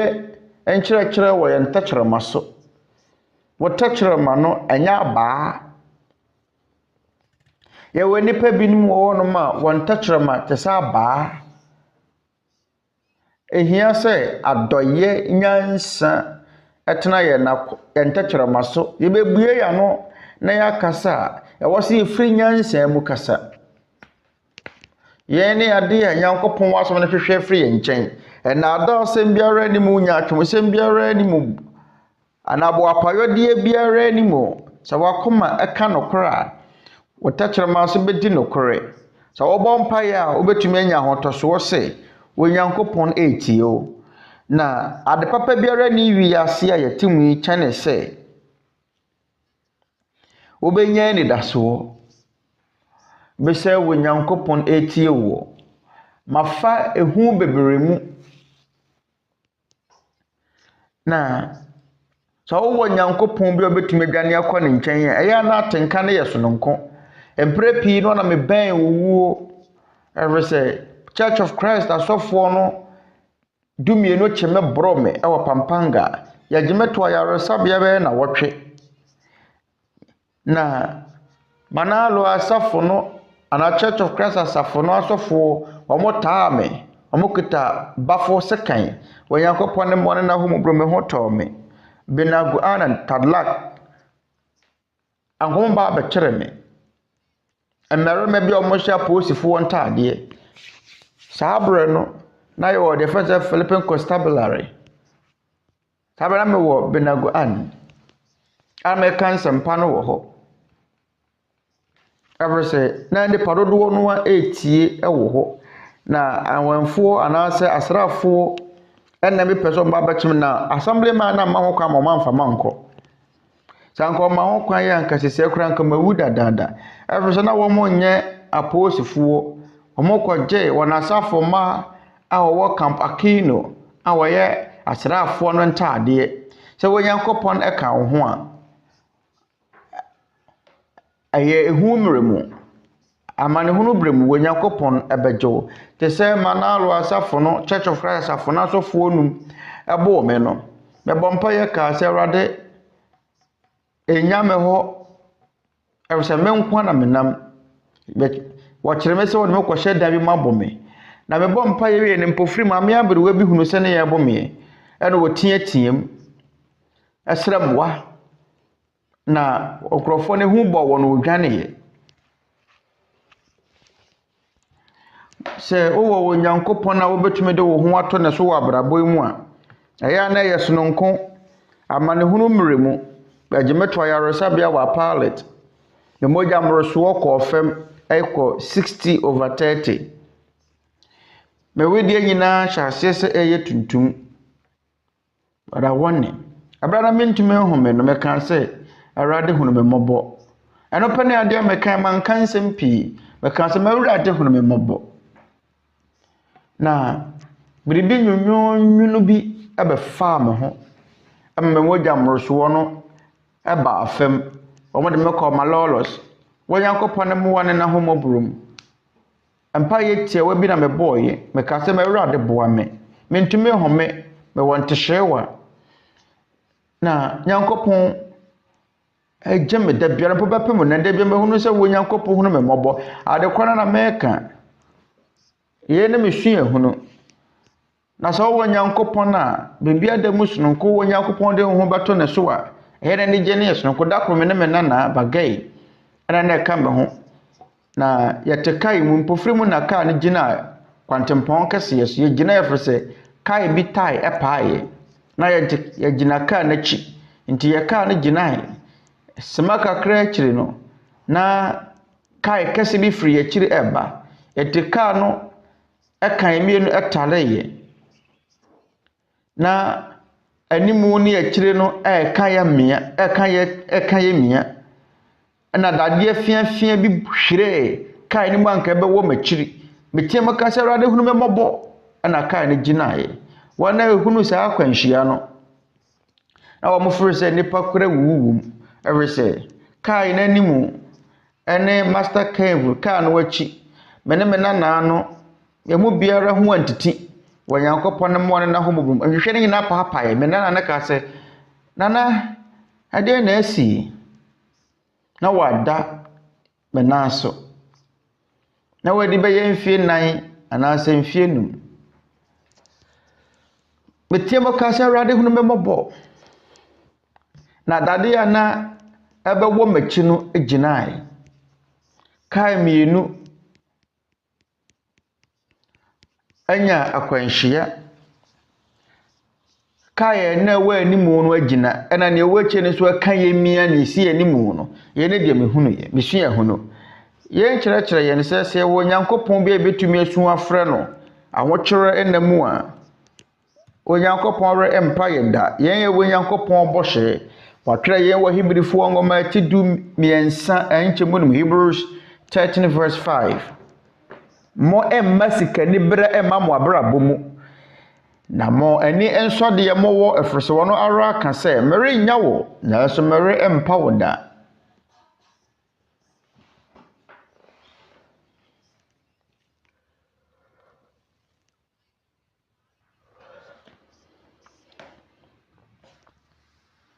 na wo Nyankopon na wo kasa no wo ni atoro o se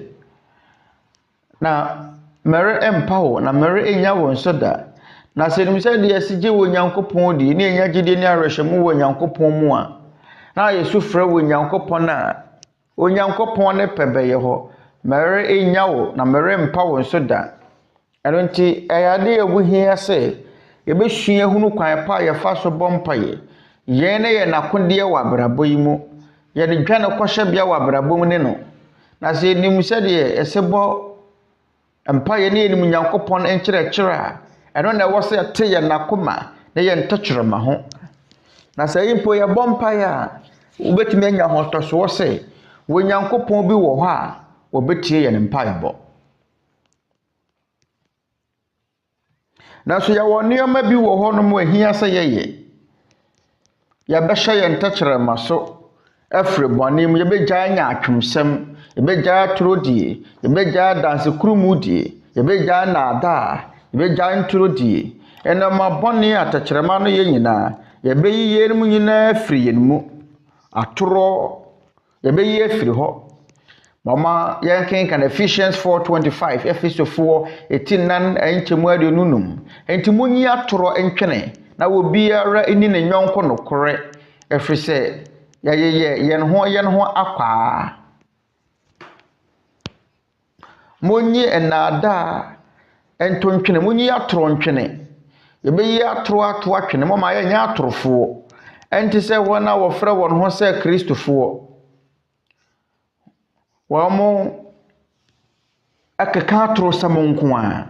yɛ kasa mama yɛ ni nokorɛ eni kwan sɛ nya atwomsɛm biara ba mu eni kwan sɛ bo apayɔdeɛ biara ba mu sɛ yɛ ane daabi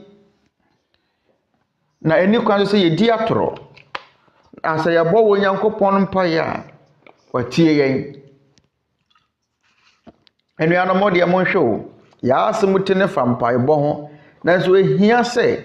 yɛn nipadua nyinara ɛne wo Nyankopɔn asɛm no ɛbɔ abira ɛyɛ baako sɛde ɛbɛyɛ a yɛbɔ mpaeɛ a wo Nyankopɔn atie yɛn ntɛkyerɛma yɛn akoma na yɛn adwene nso ade a yɛyɛ no ehia sɛ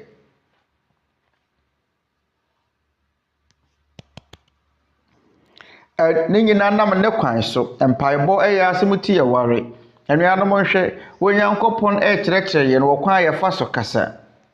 ɛfiri sɛ tɛkyerɛma no a yɛde di dwuma no ana yɛde kasa no saa tɛkyerɛma no korɔ no ara na yɛde yi wo Nyankopɔn ayɛ na sɛ yɛma yɛn tɛkyerɛma ho kwan na sɛ nkwankyimiyɛ anabɔnsam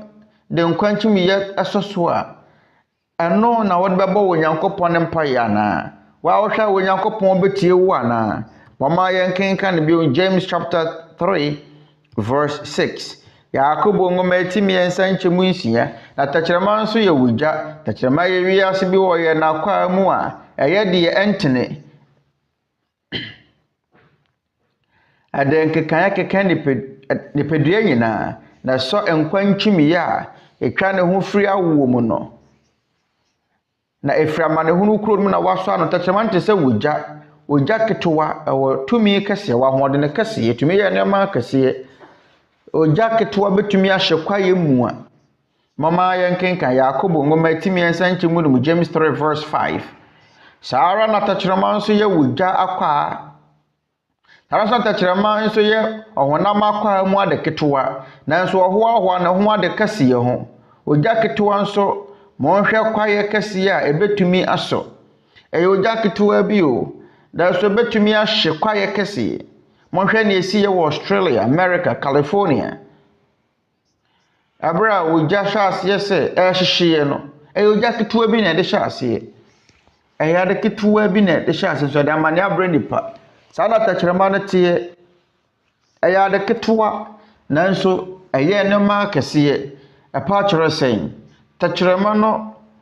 bɔnsam enunu tɛkyerɛma no. Bɔnsam anase Ambane hunu kuro nunu no yɛntɛkyerɛma no bɔnsam betumi asi yɛntɛkyerɛma no kwan na adi atoro na yɛbo apayɔde na daadaa foforo na yɛnya atwomsɛm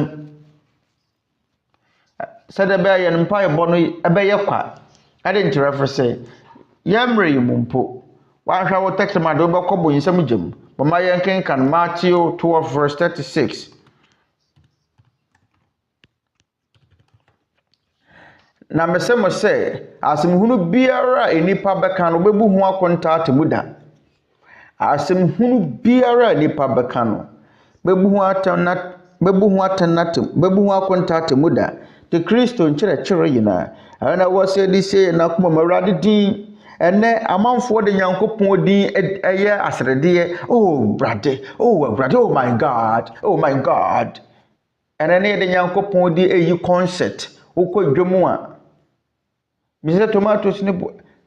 ɛyɛ fish ne bo ɛsɛ ɛyɛ fish kɛkɛ Awurade na nam na ne bo ɛde ne sɛ ana na wo bɔ wo Nyankopɔn din wo nam ne bo ɛde so Nyankopɔn na tɔn nam no ɛyɛ wo Nyankopɔn akyiwade ɛde ɔbɔ wo Nyankopɔn din kwa no wo Nyankopɔn ɛma wo mfa wo ho tɔtɔrɔtɔ do bɛbɔ wo Nyankopɔn din kwa no wo Nyankopɔn ma ne mfa ne ho ni ɛno nti mama yɛmfa yɛn tɛkyerɛma no ɛmfa anidie ma wo Nyankopɔn yɛmfa wo buo ma wo Nyankopɔn mama wo yi wo concept wo yɛ wasere sɛm a ɛmfa wo Nyankopɔn di ni agoro ɛnhwɛre foforo mu no yɛmo kyerɛkyerɛ mo saa ne mɛyɛ na enoma muti yɛka kyerɛ mo mo asafa mo firi mu ba yɛ na da bia yɛbɔ mpa yɛ kase ɛwɔ Yesu table saa no wo mo bɔ no mama yɛnsua Kristo mmara nsɛm yɛnano a yɛde yi wo Nyankopɔn ayɛ no mama yɛmfa ni atoro mama yɛmfa ni yɛnyɔnko nipa atem mama yɛmfa nnome afoforo tɛkyerɛma no de bompa ne mfa nnome nipa mfa mmodua mama yɛmfa ya no ni atem yɛwɔ tɛkyerɛma bi wɔ hɔ no ma no na yɛde bodua dua boro nko a na wɔ mu nnome nko a na guso mama yɛmfa yɛn tɛkyerɛma ɛnyɛ saa ne ɔmɛ mama yɛmfa yɛn tɛkyerɛma na ya no ni saa adwuma ɛte sei ɔkyena Nyankopɔn ya no bɛsua no mapia fa tɛkyerɛma no ho ɛna yɛsua hunu nneɛma a wuhia ɛyɛ Nyankopɔn asɛm eni kwase yɛ daada nyɔnko nipa eni kwase yɛ bo apayɔde eni kwase yɛ nyaatwom eni kwase di atoro mama yɛnte yɛn nakoma ne yɛn tɛkyerɛma ho sɛdeɛ ɛbɛyɛ wo Nyankopɔn betie yɛn mpaebɔ ɔkyena sɛ yɛ wo Nyankopɔn pa yɛbɛto asa asomti so enoma papa bɛn na ɛde mfasoɔ bɛbrɛ na sɛ yɛsua kwan pa yɛfa so bɔ wo Nyankopɔn mpae a ɛfasoɔ bɛn ɛna de bɛbrɛ yɛn anuanom sɛ wo Nyankopɔn bi wɔ hɔ no ma obetie yɛn mpae bɔ bra yɛbɔ mpae a emu nhyira no ɛyɛ ade wontumi mfa ade foforo bi atoto ho so mampanyi no bi tie wo akosɛm a ɛyɛ wade ɛyɛ ade kɛse ma obi a wɔtumi etie wo a ɛyɛ nimonyam hyɛ ma wo na sɛ wo Nyankopɔn etie yɛn a sika ana ahunyade biara ni wo betumi de atoto ho mfaton wo dɔfo bi yade o wa amaniem bompae na wo Nyankopɔn ebetie wo mpaebɔ na wontumi mfa sika biara so ntoto ho ewie mu hye na nke benya akwanhyia wo Nyankopɔn mo wone na ho mobromu no ewie mu hye afofo na wo ka me ho no mo mfa ho mpo me de na me adwene ho na yɛ nam kwan so yɛ kɔ Twerɛ Kronkron de siase na yɛwie mu hye no pɛtɛ kɛse bi kɔ hye mu ɛyɛ engine baako ɛpaaye ɛhye yɛsa ne pɛtɛ kɔ hye mu nti bohu sɛ mogya akradada dada afidie na no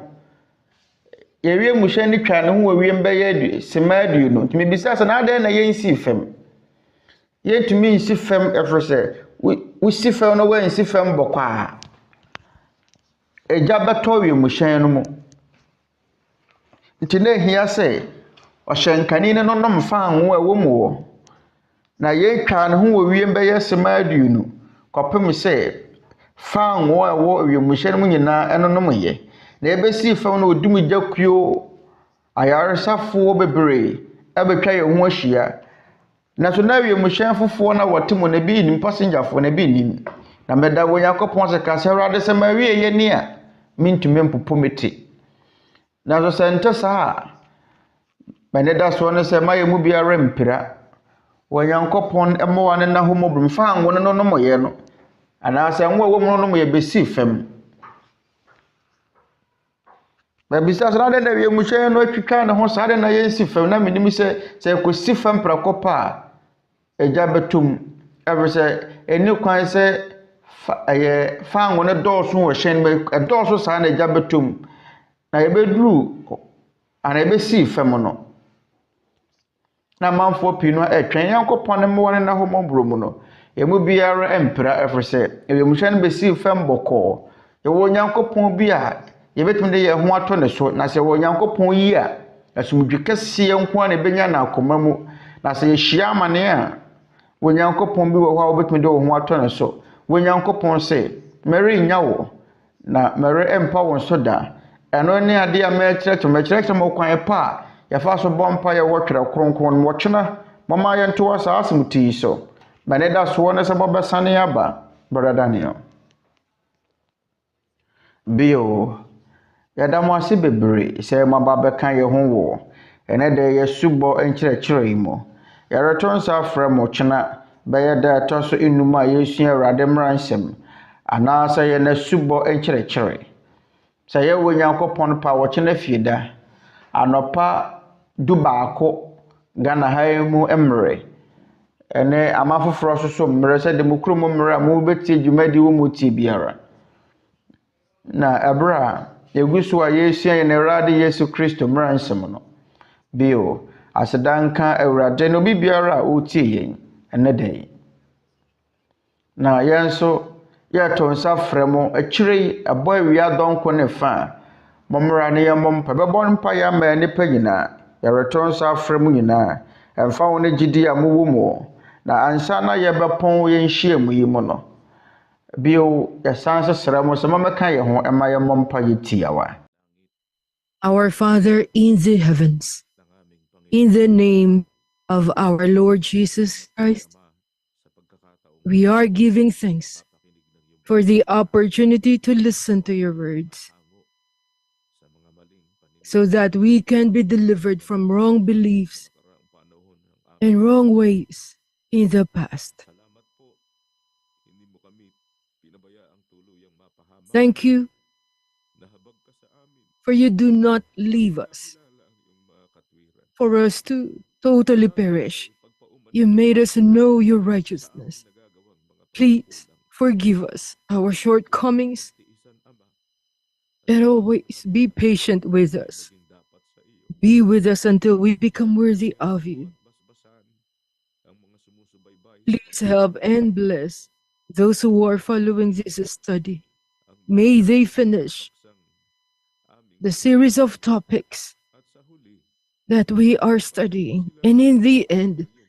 may they come to a decision according to your holy will, so that we will be together in the righteous service to you. Lord, please bless our brethren who are part of the ministry, our brethren who always care for your words to be spread. Please reward them for their efforts in this life,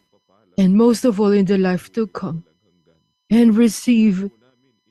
the blessing of eternal life that you promised. We are entrusting everything in us to you until our next activity tomorrow. Father, all glory and honor and praises belong to you. Thank you in the name of our Savior Christ Jesus. Amen.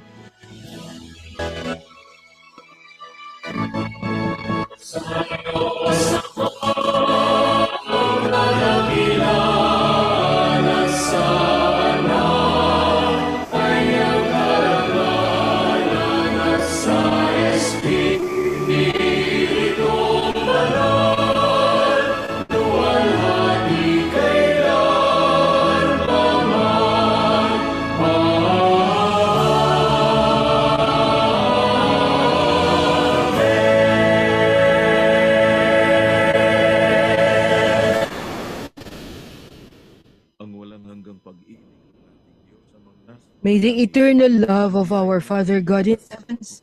the grace of the salvation and healing of our Lord Jesus Christ, and the guidance of the Holy Spirit rule in our hearts forever and ever. Amen.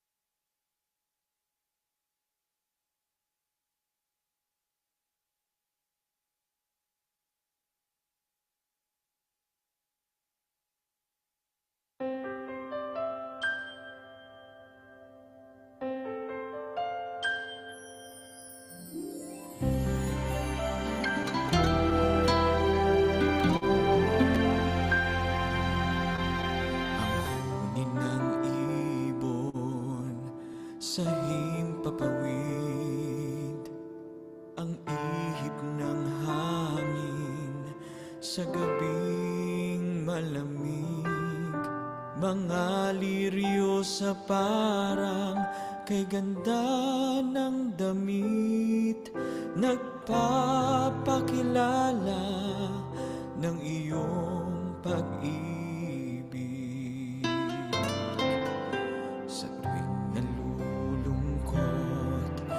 May suliranin sa pagluhod sa'yo at sa pagdalangin. Nasusumpungan ko sa aking damdamin, tunay na ikaw ay Amang mahabagin.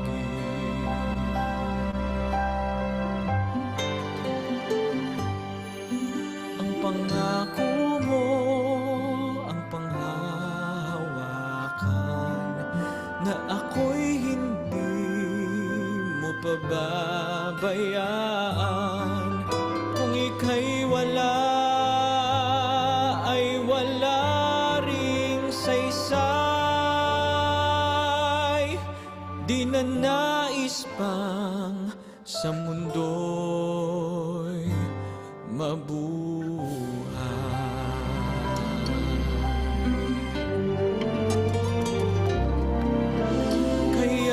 Ako ngayon nagpapasalamat dahil sa pag-ibig at iyong paglingap. Tinawag mo ako dahil sa iyong habag. Puso ngayon nagagalak, Ama.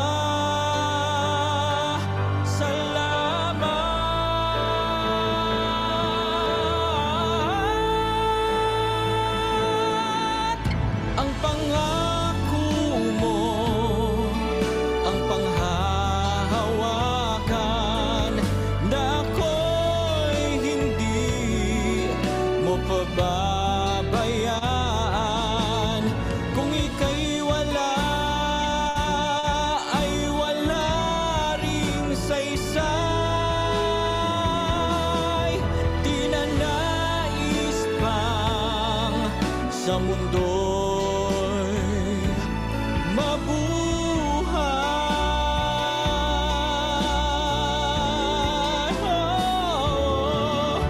Kaya ako ngayon nagpapasalamat dahil sa pag-ibig at iyong paglingap. Tinawag mo ako dahil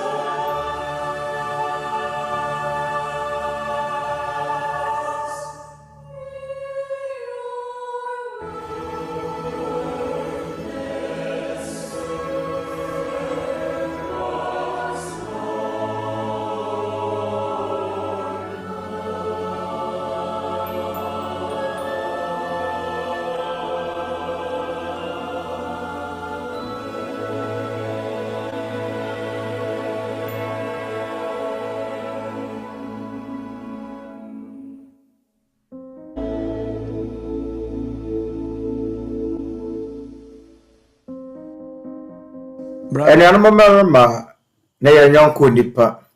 Twerɛ nsɛm no ahwɛ ɛnabɔne a ɛbɛba nnipa soɔ na ho nkɔm adi kan. Abɔ yɛn bɔne a ɛbɛba nnipa soɔ wɔ awia mmerɛ mu ho kɔkɔ. Ɛmo na nnipa bɛsɔre atia wɔn ho. Ɛsane adufo depɛ ne tumi ho kɔm na wɔbaakofo wɔpɛ sɛ wɔdi wiase so nti. Na yarewa huhu ne kɔm bɛba abɛgye nnipa pɛpɛm nkwa afiri wɔn nsam wɔ wiase yafa na nyinaa. Yɛahyɛ ase ahunu nsɛnkyerɛnne maako deɛ aka yɛ amanehunu a atwa yɛn ho ahyia. Na bɔne mmorosoɔ yɛhunu no mmaa nyinaa. Na nnipa ahyɛ aseɛ paa no yie nanso wɔnya bi. Na ɛberɛ no aso sɛ yɛbɛbom ayɛ nnipa baako na yɛabrɛ yɛn ho ase wɔ asafo Awurade anim. Mama yɛnkɔ yɛn nkotodwa anim na yɛmfa yɛn nkotosrɛ ɛnto deɛ ɔwɔ tumi sɛ ɔbɛgye yɛn nkwa afiri ahommɔne a ewiase sum mu na ahommɔne a ɛwɔ soro hɔnom. Mama yɛmfrɛ wɔ Nyankopɔn twɛdeɛ mpɔn ɛsiane yɛn mma ne yɛn mma mma nti. Ɛne ewiase mu temamuni biara a ɔhwehwɛ anidasoɔ ne nkwagyeɛ.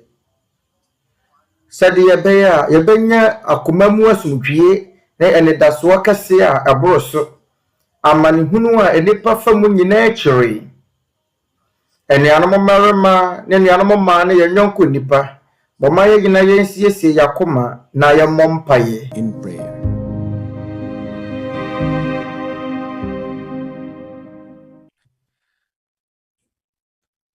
Mga kaibigan at mga taga-subaybay po sa programang ito. Ama naming dakila at makapangyarihan sa lahat, sa pangalan po ng iyong bugtong na anak, muli Only kaming begotten sama-samang Son, lumalapit sa once iyong again, harapan. together we come before your holy presence. Ang pagtitiwala sa We whom you created, nabubuhay kami, Ama, at nakatatawid sa whose araw-araw trust in our heart is that we live and are able to get by every day because of your love for all of us, sa nakikita mong nagiging for your mga patience, pagkukulang namin at for pagkakasala our sa iyong shortcomings, harapan. and sins that we commit before your holy presence. Sa aming lahat. Father, Wala kaming you are dapat so good to all of maigagawa sa us. iyo. There is Maliban nothing sa we aming can give in mga return to pagkakataon, you mausal ng aming mga labi mula sa aming mga except puso, whenever we sa aming have mga the opportunity pagpapasalamat sa iyo. for our lips Lalapit to po ito express hanggang from sa our hearts pakiusap our namin. thanksgiving to you. Sana po, Ama, And with this, patuloy mo we kaming are beseeching you, Father, sa mga please kasalanang continue to be nakikita mo patient sa with aming mga us, paggawa. to forgive Ngayon us kami of po the sins that you ay see in nagpatawad na us, rin sa now mga that we have nagreklamo also sa amin. forgiven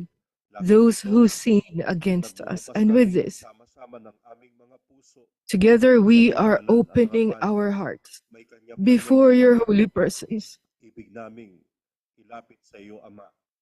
Sana po There are things damahin mo in ang our aming hearts we sitwasyon. want to pray for. Tulungan mo kami, Please Panginoon, fill our hearts sa and mga help us mahihirap na sitwasyon na aming kinakaharap in the sa buhay. difficult situations that Buong we aming are pag-asa facing in this life. sa tulong mo, Ama. Makalalagpas Our kami trust anuman ang aming is that kinakaharap sa with your buhay. help, Sana we po will overcome whatever it is we're going ang through in aming this mga life. lupang katawan. Please touch Humihingi kami our ng awa bodies. at pagpapagaling We sa are aming mga asking for your kapwa-tao. mercy and Nagkakaroon ng healing mabibigat for our na mga fellow men karamdaman. Ang mga who have mabibigat serious na mga illnesses, suliranin sa buhay. Sana those tulungan who mo have sila, Ama, serious problems. makakita ng paraan na Please hindi help mula sa them iyo to upang sa find gayon ways coming kalalagpas. from you Sana so that alalahanin mo they can ang buong overcome. henerasyon sa aming Please panahon remember na the entire nalulugmok na generation in sa our sari-saring time kasamaan. that is Kasangkapanin mo mired ang mga in taong different may kinds takot of sa iyo, sins. Ama, upang maipalaganap And please ang help the pagkakilala people sa iyo, who have ang fear of you to pagkakapagsakapwa, spread the lalo knowledge na of sa you. mga panahon ng kahirapan. Mercy for our fellow men, Sana especially in times of lumaganap ang diwa hardships. ng pagkahabag, May the pagkaawa sa spirit aming of mga mercy kapwa spread upang sama-sama and naming mercy for maramdaman sa our fellow puso men so that ang together kabutihan at we can fill in kaginhawaan our ng hearts kalooban kung kami nakakasunod the sa iyong goodness and mga comfort salita. of our hearts when we obey your words. Please bless our households. Have mercy on our children. Help us to guide them. Father, we admit that if you're not going to help us, there is nothing we can do by ourselves. Please be with those who rule over men, for their hearts and minds to be enlightened, and for them to understand the importance of helping those who need help, those who have nowhere else to go, so that in this life we will experience your care for all of us whom you created. Once again, in your loving hands, we are entrusting everything in our hearts. Thank you very much once again for another opportunity for us to call you. Thank you in the name of our Savior Christ Jesus. Amen.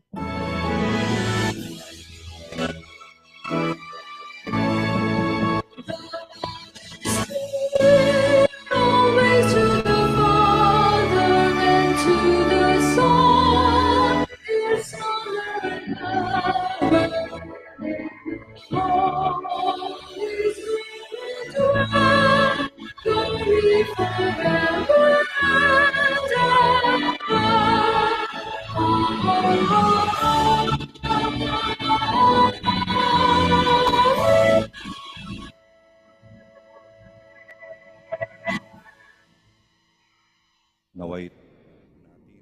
May we receive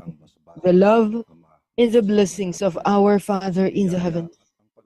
the grace and salvation and healing of our Lord Jesus Christ, and the communion of the Holy Spirit remain in our hearts, especially in our children forever and ever. Amen.